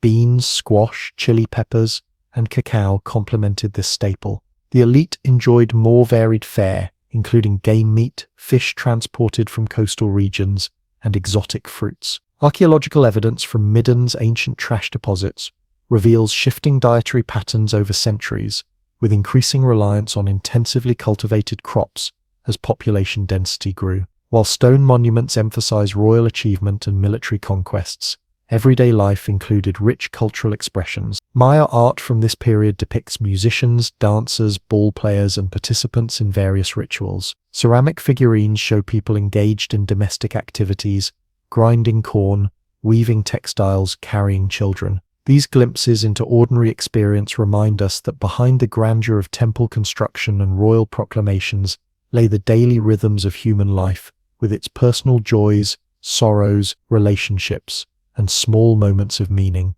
Tikal's political history was marked by intense competition with rival cities, particularly Calakmul to the north in what is now Mexico. These two powers engaged in a centuries-long struggle for regional supremacy, forming competing alliance networks that drew in other Maya centers. The conflict reached a critical point in 562 CE, when Tikal suffered a devastating defeat orchestrated by Calakmul, entering a period historians call the Tikal hiatus, a century when monument construction ceased and the city's influence waned. The dramatic reversal came under the leadership of Jasorchan Kowalibpiri, who defeated Calakmul's forces in 695 CE and initiated Tikal's last great building phase. His victory, recorded on carved wooden lintels in Temple Feri, reinvigorated the city. His son Yakin Chankowalibpiri continued this renaissance, constructing Temple Fakf at 70 meters, the tallest pre-Columbian structure in the Americas.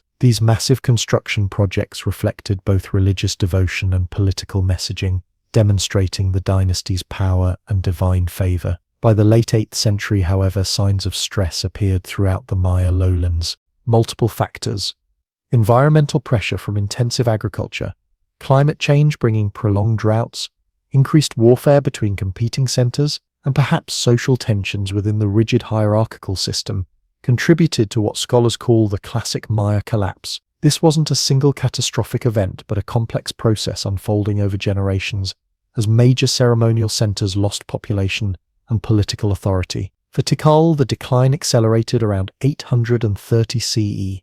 Monument carving ceased, elaborate burials became rare, and maintenance of public buildings decreased. Evidence suggests elite residential areas were abandoned first, while commoner households persisted longer in the periphery. By 950 CE, Tikal's population had dramatically diminished, though the complete abandonment often depicted in popular accounts oversimplifies a messier reality. Small groups continued to use the ceremonial center for offerings and pilgrimages, maintaining cultural memory of its significance even as the forest reclaimed the city. For centuries, Tikal slumbered beneath growing jungle cover, its massive temples still standing but increasingly shrouded by vegetation. Maya peoples in the region preserved traditions and fragmentary knowledge of the ancient centers, though political disruptions, including Spanish conquest, severed many connections to specific sites. When the Spanish arrived in the 16th century, the great lowland cities like Tikal had been largely reclaimed by forest, though highland Maya centers still flourished. European awareness of Tikal began in 1848 when Guatemalan officials sponsored an expedition led by Modesto Mendez and Ambrosio Tut. Their reports described impressive ruins deep in the jungle, including carved stones with hieroglyphic writing. 4 years later, English artist and explorer Frederick Catherwood reached the site, producing detailed drawings that introduced Tikal to wider audiences. These early visits began the long process of reconnecting the site to global consciousness, though systematic archaeological investigation wouldn't begin until the mid-20th century. Major excavation and restoration projects particularly those undertaken by the University of Pennsylvania from 1956 to 1970, revealed Tikal's true scale and significance. Archaeologists documented over 3,000 structures within the 16-square-kilometer core, including temples, palaces, residences, ball courts, and specialized buildings like sweat baths and observatories. The surrounding region contained thousands more structures in varying states of preservation, many still unexcavated beneath jungle cover. Perhaps most revolutionary was the decipherment of Maya hieroglyphic writing, which began in earnest in the 1960s and accelerated in subsequent decades. Unlike earlier assumptions that Maya inscriptions dealt primarily with calendrical or astronomical information, scholars like Tatiana Proskuryakov demonstrated they recorded dynastic histories, military victories, royal marriages, and other political events. This breakthrough transformed understanding of Maya civilization, revealing specific individuals, their relationships, and historical narratives previously lost to time. The jungle that concealed Tikal for centuries also preserved it in unique ways. Without the city to manage water flow, natural hydrological patterns reasserted themselves, with streams cutting new channels through the ancient constructions. Trees took root on temple platforms, their massive roots both damaging stone structures and paradoxically holding them together. Animals made homes in abandoned chambers, jaguars denning in doorways once traversed by kings, spider monkeys climbing pyramids once ascended only by priests, and countless birds nesting in crevices throughout the site. This ecological transformation represents its own chapter in Tikal's story. As archaeologists excavated and selectively restored portions of the site, they balanced preservation of cultural heritage with protection of the rich biodiversity that had developed during centuries of human absence. Tikal National Park is recognized for both its archaeological significance and its ecological value as one of Central America's few remaining large protected forests, home to endangered species and ancient trees that have witnessed centuries of human and natural history. Visiting Tikal today offers a profoundly different experience from seeing other ancient cities. Unlike sites like Rome or Athens, embedded in modern urban landscapes, or Pompeii and Ephesus, which stand relatively exposed in open terrain, Tikal emerges from and remains integrated with the living forest. Howler monkeys create a primeval soundtrack echoing across plazas where royal processions once marched. Toucans and parrots add flashes of color to the green canopy. Even in areas where vegetation has been cleared from major structures, the jungle remains the defining context, surrounding and infiltrating the ancient city. This forest setting amplifies the emotional impact of encountering Tikal's monuments.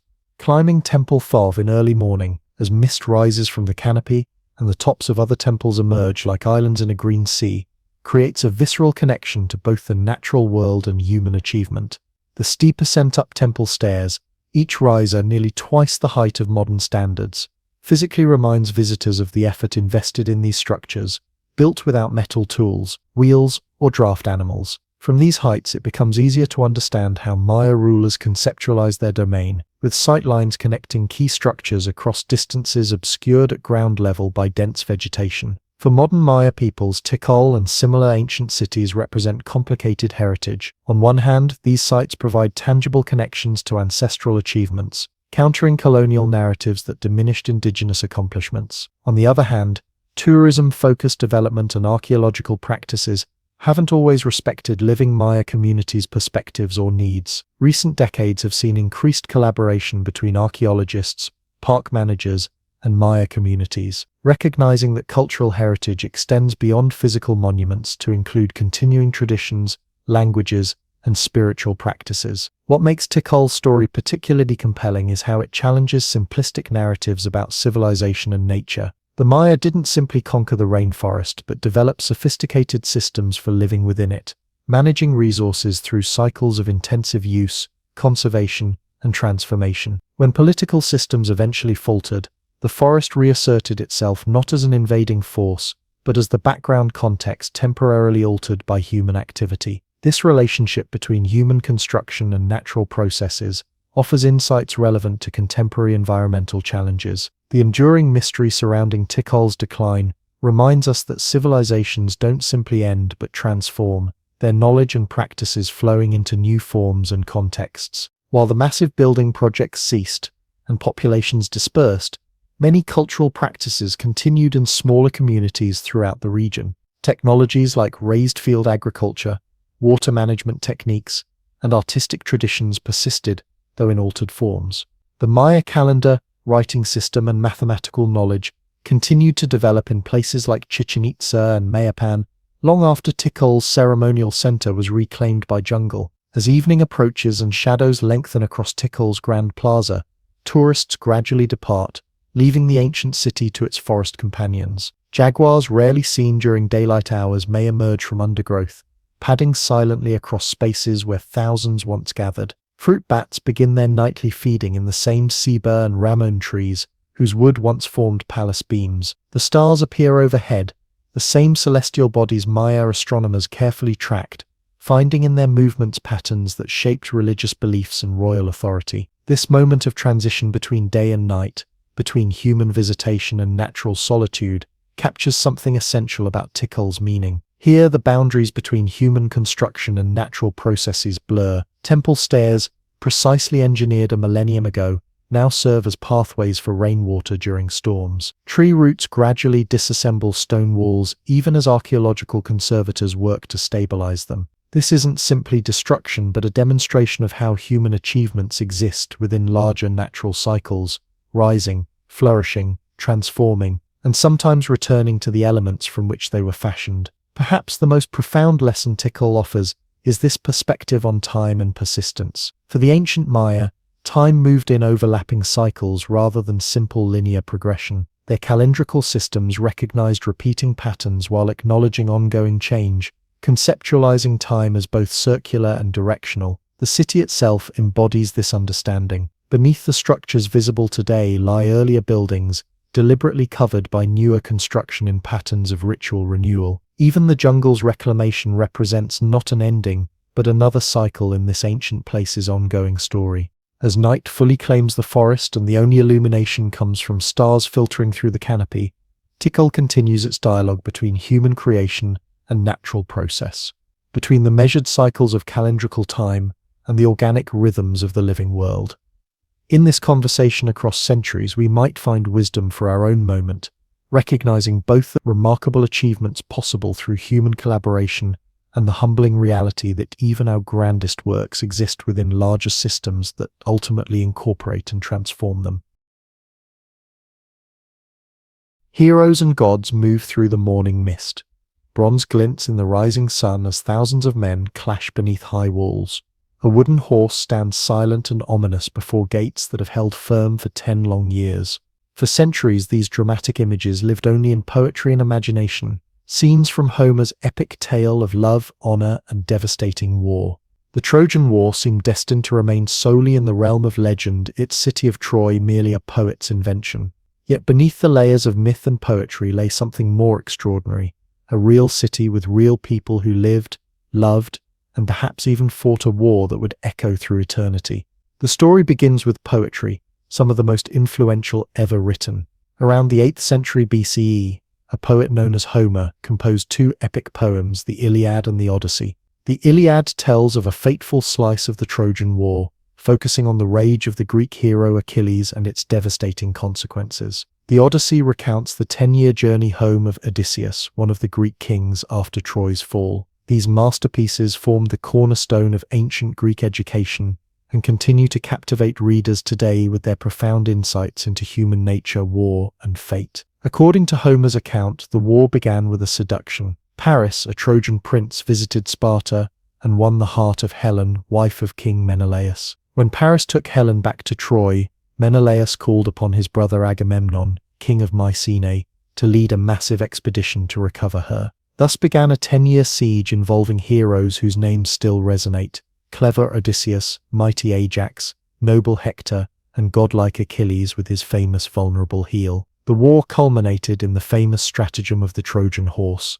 a massive wooden structure left outside Troy's gates, ostensibly as an offering. The Greeks appeared to sail away, and the Trojans, believing themselves victorious, wheeled the horse inside their city. That night, Greek warriors hidden inside emerged to open the gates for their returning army. Troy fell in a night of fire and slaughter, its treasures plundered, its people enslaved or killed, its very walls razed to the ground. For thousands of years, educated people regarded this tale as fiction, perhaps containing kernels of historical truth, but largely invented to entertain and instruct. Troy existed in the same realm as Atlantis or El Dorado, a place of legend, not geography. Maps might label a region of northwestern Turkey as the Troad, the area where Troy supposedly stood, but few believed an actual city waited to be discovered.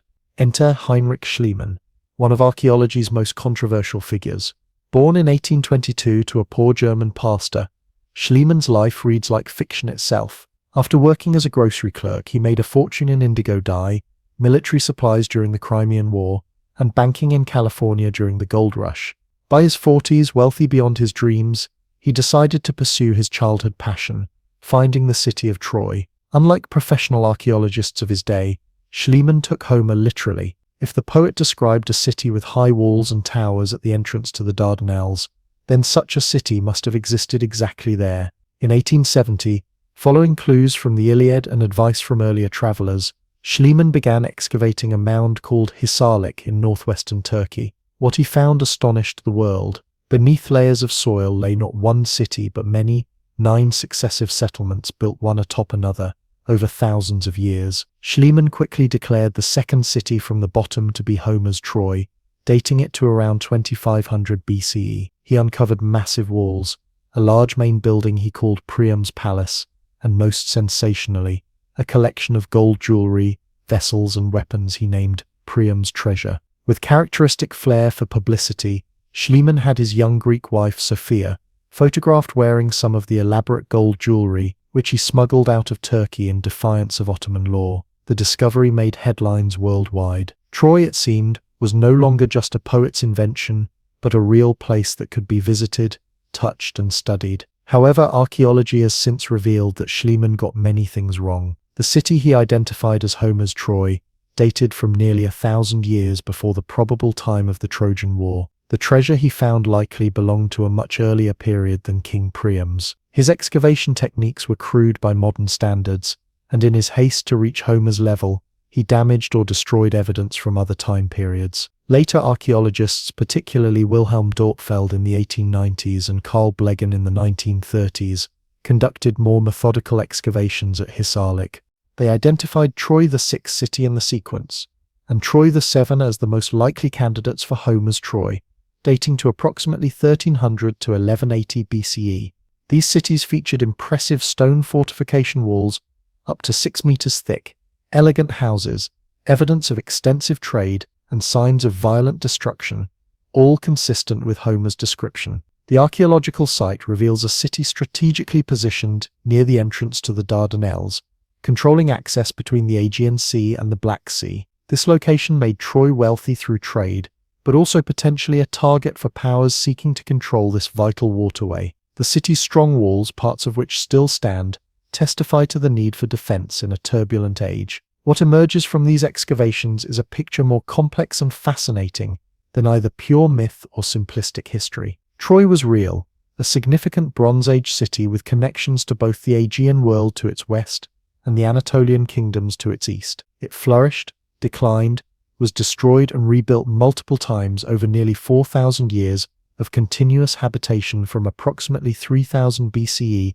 to 500 CE. But was there a Trojan War as Homer described it? Here, archaeology offers tantalizing but inconclusive evidence. Troy VI shows signs of destruction around 1250 BCE, possibly from an earthquake. Troy VII, built shortly afterward, appears to have been destroyed by fire around 1180 BCE, with arrowheads found embedded in the ruins, and evidence that people had stored large jars of food in the streets, suggesting preparations for a siege. This timing aligns with a period of widespread upheaval throughout the eastern Mediterranean. The so-called Bronze Age collapse around 1200 to 1150 BCE saw the fall of many civilizations, including the Mycenaean kingdoms in Greece, that supposedly launched the expedition against Troy. Some scholars suggest the Trojan War might represent one episode in this larger pattern of conflict and migration. Historical records from the Hittite Empire in central Anatolia mention a western coastal state called Wilusa,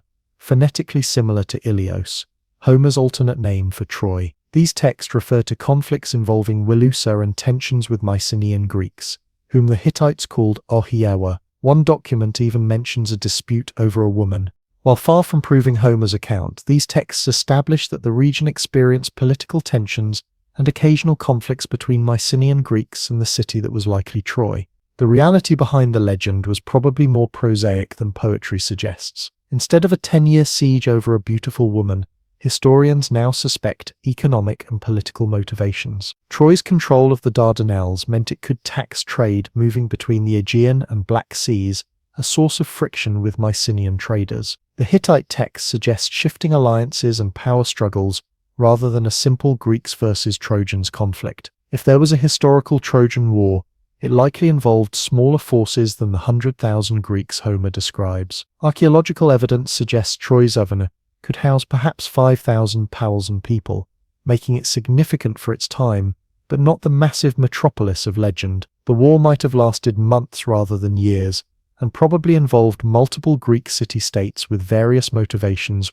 rather than a unified army. As for the famous characters, Achilles, Hector, Paris, Helen, we may never know if they existed in any form. They might be entirely fictional, composites of various historical figures, or exaggerated versions of actual people whose true stories were transformed through centuries of oral tradition before Homer recorded them. The Trojan horse represents a particular puzzle. No archaeological evidence supports its existence, and it doesn't appear in contemporary accounts. Some scholars suggest it might be a poetic representation of an earthquake.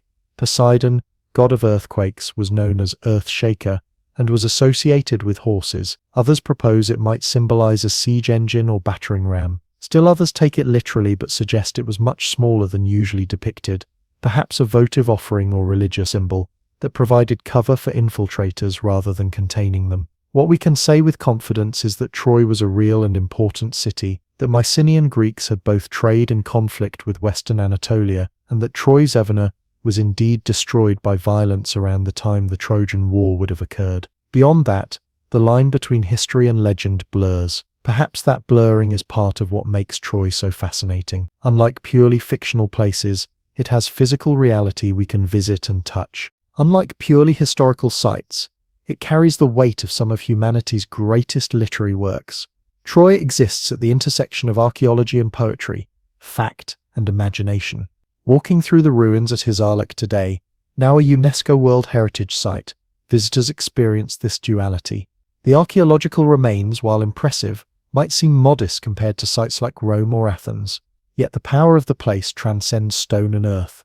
Standing where Hector might have walked, looking out over the plain where Achilles might have raged, one feels the extraordinary weight of cultural memory. The ruins themselves tell a complex story of multiple cities rising and falling over millennia. Near the bottom lie the earliest settlements, small communities from the early Bronze Age. Above them rises Troy II, with its gold treasures that so excited Schliemann. Higher still come the Middle Bronze Age cities, growing more sophisticated with each rebuilding. Then Troy the Sex, with its magnificent walls and evidence of earthquake damage. Atop this, Troy the Sevener, perhaps Homer's Troy, showing signs of fire and violence. Above that, later Greek and Roman settlements, including a temple to Athena built in Hellenistic times. Each of these layers represents generations of people who lived, worked, loved, and died in this place, most of them unknown to history, their stories unrecorded. The Troy of archaeological reality reminds us that for every legendary hero like Achilles or Hector, thousands of ordinary people experienced the trials and joys of human existence without their names being remembered. Yet the power of Troy extends far beyond its physical remains. The Trojan War became a defining cultural touchstone for ancient Greeks, who dated their history from its supposed occurrence. Alexander the Great visited the site and sacrificed at what was believed to be Achilles' tomb. The Romans later claimed descent from the Trojan hero Aeneas, who supposedly fled the burning city to eventually found Rome, a story immortalized in Virgil's Aeneas. Western culture has continued to revisit Troy in every era. Medieval Europeans traced their lineages to Trojan refugees. Shakespeare wrote a play about the love of Troilus and Cressida against the backdrop of the war. Poets, novelists, painters, sculptors, composers, and filmmakers have reinterpreted the story countless times, each finding in it reflections of their own society's concerns. More recently, Scholars have begun to examine the Trojan War from perspectives Homer largely ignored. What about the Trojan women, whose suffering after the city's fall forms the subject of Euripides' powerful play? What about the ordinary soldiers on both sides, the ones who weren't semi-divine heroes? What about the slaves and servants who appear only fleetingly in the epics? These approaches have enriched our understanding of the human dimensions of the conflict, whether historical or legendary. Modern archaeological work at Troy continues to yield new insights. Recent excavations have uncovered a larger, lower city extending beyond the citadel, suggesting Troy was more extensive than previously believed. Evidence of contacts with cultures throughout the Mediterranean and into Central Asia shows Troy was thoroughly connected to the wider world, not an isolated outpost. Scientific techniques now allow archaeologists to reconstruct aspects of daily life in astonishing detail. Analysis of plant remains tells us what the Trojans ate, primarily barley, wheat, olives, grapes, and various fruits and nuts. Examination of animal bones reveals they raised cattle, sheep, goats, and pigs. Residue in pottery shows they enjoyed wine flavored with herbs and sometimes sweetened with honey. Studies of the landscape around Troy suggest the environment has changed significantly since the Bronze Age. The coastline has moved due to silt deposited by rivers, placing Troy further from the sea than it was in Homer's time.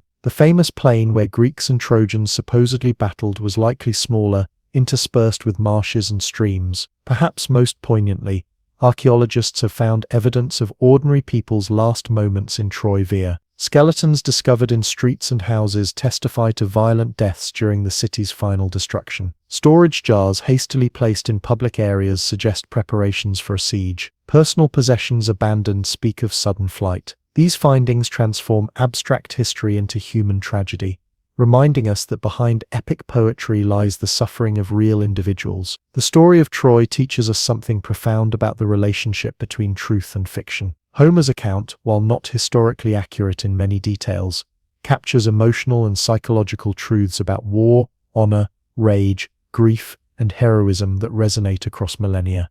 The archaeological Troy, while lacking the gods and superhuman heroes of the poems, confirms humans have always built, fought, traded, loved, and died in patterns recognizable to us today. Perhaps Troy's greatest significance lies in this dual existence, as both physical place and cultural idea. Few sites in the world so perfectly embody the intersection of archaeology and literature, science and art, fact and imagination. In Troy, we see how human creativity transforms historical events into meaningful narratives that continue to shape our understanding of ourselves. As twilight falls over the ruins at Isarlik, with the Dardanelles gleaming in the distance, the boundaries between past and present seem to blur. In this moment, it's possible to feel the presence of everyone who has stood here before.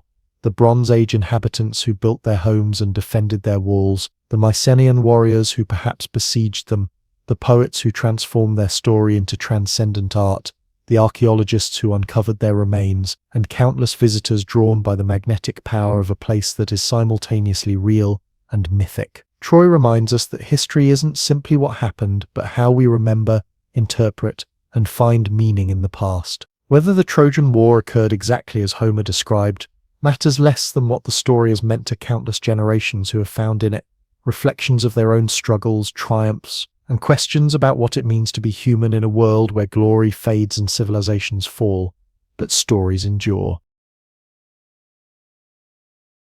Dawn breaks over a ziggurat rising like a mountain from the flat Mesopotamian plain. Its terraced sides, once clad in glazed blue brick, catch the first light while the city below stirs to life. Along narrow streets, bakers fire clay ovens, merchants arrange wares in the shadow of mud brick homes, and priests prepare for morning rituals. A scribe sits cross-legged in a courtyard, pressing a reed stylus into soft clay to record the day's transactions. This is one of humanity's earliest great cities, a place where writing was refined, complex society took shape, and urban life as we understand it began nearly 6,000 years ago. Located in what is now southern Iraq, near the ancient course of the Euphrates River, sits at the heart of what we call the cradle of civilization.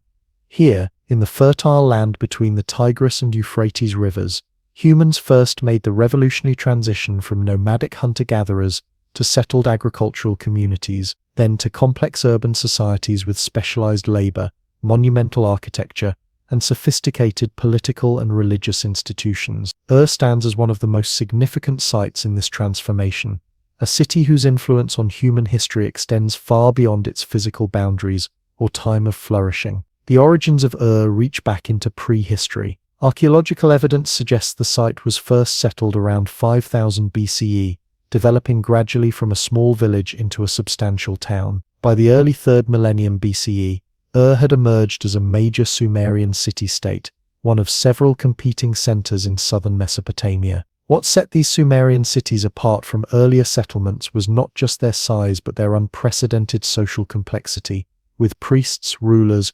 craftspeople, merchants, farmers, and laborers organized into interdependent systems, supported by agricultural surplus from the surrounding countryside. Life in ancient Ur revolved around the temple complexes, particularly the massive ziggurat dedicated to Nana, the moon god who served as the city's patron deity. Rising perhaps 100 feet above the plain on a base measuring 210 by 150 feet, this stepped pyramid created a literal and symbolic connection between earth and heaven. Ordinary citizens would never enter its upper levels, which were reserved for priests performing rituals believed essential for the community's well-being. The grand staircase ascending its front served as a processional route during religious festivals, when the entire city would gather to witness ceremonies marking key moments in the agricultural and religious calendar. For the average resident of Ur, daily life centered around more modest concerns. Most lived in small mud brick houses lining narrow, winding streets. These homes typically featured several rooms arranged around a central courtyard where cooking, craft production, and social activities took place. Archaeological remains reveal the intimate details of domestic life: clay ovens for baking bread, grinding stones for processing grain, toys for children, and household shrines for family worship. Most families engaged in some form of specialized production: pottery, textiles, metalwork, or food processing, while also participating in the agricultural work that sustained the city. What makes Ur particularly significant is how extensively it has been excavated, providing unprecedented insights into ancient urban life. Between 1922 and 1934, British archaeologist Sir Leonard Woolley conducted systematic explorations that uncovered not just monumental structures but residential neighborhoods, workshops, and most famously, the Royal Cemetery.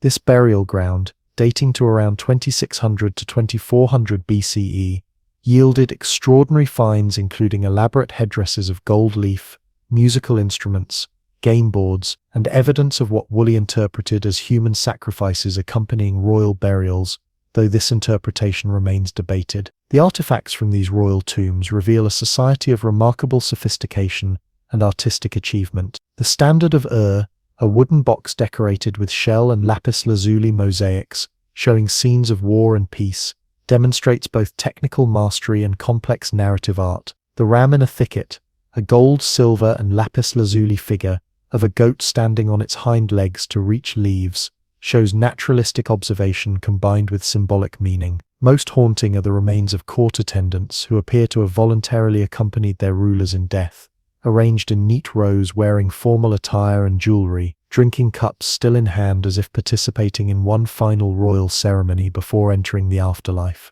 Ur reached its political zenith during what scholars call the Third Dynasty of Ur, approximately 2112 to 2004 BCE, when King Ur-Nammu and his successors controlled an empire encompassing most of Mesopotamia.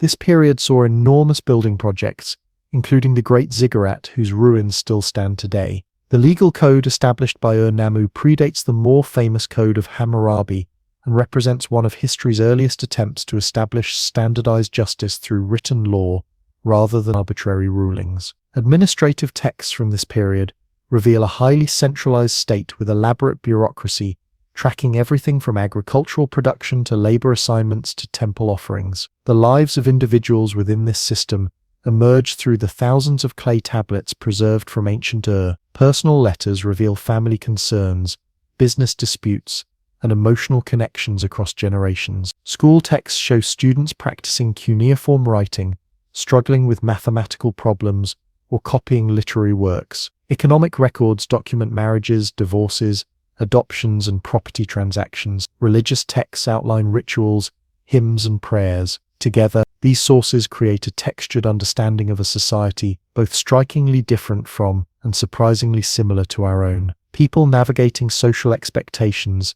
seeking security and meaning, and forging connections within the framework of their cultural understanding. Women in Ur held varying status depending on their social class and personal circumstances. Elite women could own property, operate businesses, and sometimes held religious offices. The NC priestess, typically a royal daughter, served as the human wife of the god Nana in symbolic sacred marriage ceremonies, essential to the city's religious life. Ordinary women primarily worked within domestic settings, producing textiles, processing food, and raising children, though some worked as brewers, merchants, or specialized craftspeople. Marriage contracts from Ur reveal both protections for women and clear patriarchal authority, with specific provisions for divorce, inheritance, and children's rights. Children in ancient Ur faced a world both harsher and in some ways less age-segregated than modern childhood. Infant mortality was high, and children entered productive work early,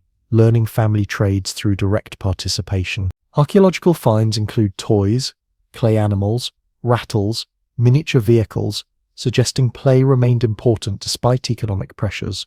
School tablets showed boys from elite families learning writing, mathematics, and literature in preparation for scribal or administrative careers. Girls received more informal education focused on household management and practical skills, though some elite daughters became literate, particularly those destined for religious roles. Ur's prosperity rested on several foundations. Agriculture in the surrounding plain, irrigated by an extensive canal system, produced abundant grain, particularly barley used for both food and beer brewing. Long-distance trade brought timber, metals, and luxury goods from regions as distant as the Indus Valley, Afghanistan, and Anatolia. Specialized craft production, particularly textiles and metalwork, generated exports that fueled this trade network. The city's location near where the Euphrates then emptied into the Persian Gulf provided access to maritime trade routes, though shifting river courses and environmental changes eventually left Ur landlocked. This environmental vulnerability contributed to Ur's eventual decline. Around 2000 BCE, the centralized Third Dynasty collapsed under pressure from Amorite migrations, internal revolts, and changing climate patterns that affected agricultural productivity. Though Ur continued as an important religious center, political power shifted to other cities, particularly Babylon to the north. Later periods saw the city under Babylonian, Assyrian, and eventually Persian control. By the time of Alexander the Great, Ur had diminished significantly, though the ziggurat remained an active religious site. Ancient texts suggest Ur held particular religious significance as the birthplace of Abraham, patriarch of Judaism, Christianity, and Islam. While archaeological evidence neither confirms nor refutes this traditional association, it demonstrates the city was indeed an important urban center during the period when Abraham would have lived according to biblical chronology. This connection gave Ur special resonance for early European archaeologists and continues to make it a site of interest beyond purely historical significance. The rediscovery of Ur began in the 19th century when European explorers and diplomats first identified the site and conducted limited excavations. Woolley's more systematic work in the 1920s and 30s captivated public imagination, with finds like the Royal Cemetery receiving worldwide media attention. This excavation employed hundreds of local workers and introduced innovative archaeological techniques, including the use of paraffin wax to preserve delicate artifacts. Woolley's wife, Catherine, contributed significantly by photographing artifacts in situ and helping document the excavations. The 20th century brought further challenges to Ur's preservation. Iraq's political instability, particularly following the 2003 invasion, left archaeological sites vulnerable to looting and damage. The ziggurat suffered from inappropriate restoration attempts under Saddam Hussein's regime, while more recent conflict impeded ongoing research and conservation. Today, efforts continue to document, preserve, and understand this crucial site, using technologies like satellite imagery and digital mapping to complement traditional archaeological approaches. What makes Ur's story particularly compelling is how it represents a crucial threshold in human development. Here we see the emergence of urban civilization with all its complexity, social stratification, specialized labor, monumental architecture, organized religion, administrative bureaucracy, and written records. The city exemplifies both the achievements and challenges of this revolutionary way of living. The prosperity, artistic achievement, and social complexity came with costs: environmental strain, pronounced inequality, vulnerability to centralized authority, and new forms of conflict. As the sun sets over the ziggurat, casting long shadows across ruins that have endured for millennia, we might reflect on the connections between those ancient citizens and ourselves. Despite vast differences in technology, belief systems, and social organization, the people of Ur grappled with fundamentally human concerns: securing food and shelter, finding meaning through ritual and storytelling, establishing fair rules for living together, creating beauty through art and architecture, and preserving knowledge for future generations. In their clay tablets, artifacts, and architectural achievements, we find not just historical evidence, but echoes of our own efforts to build lives of meaning within the communities we create.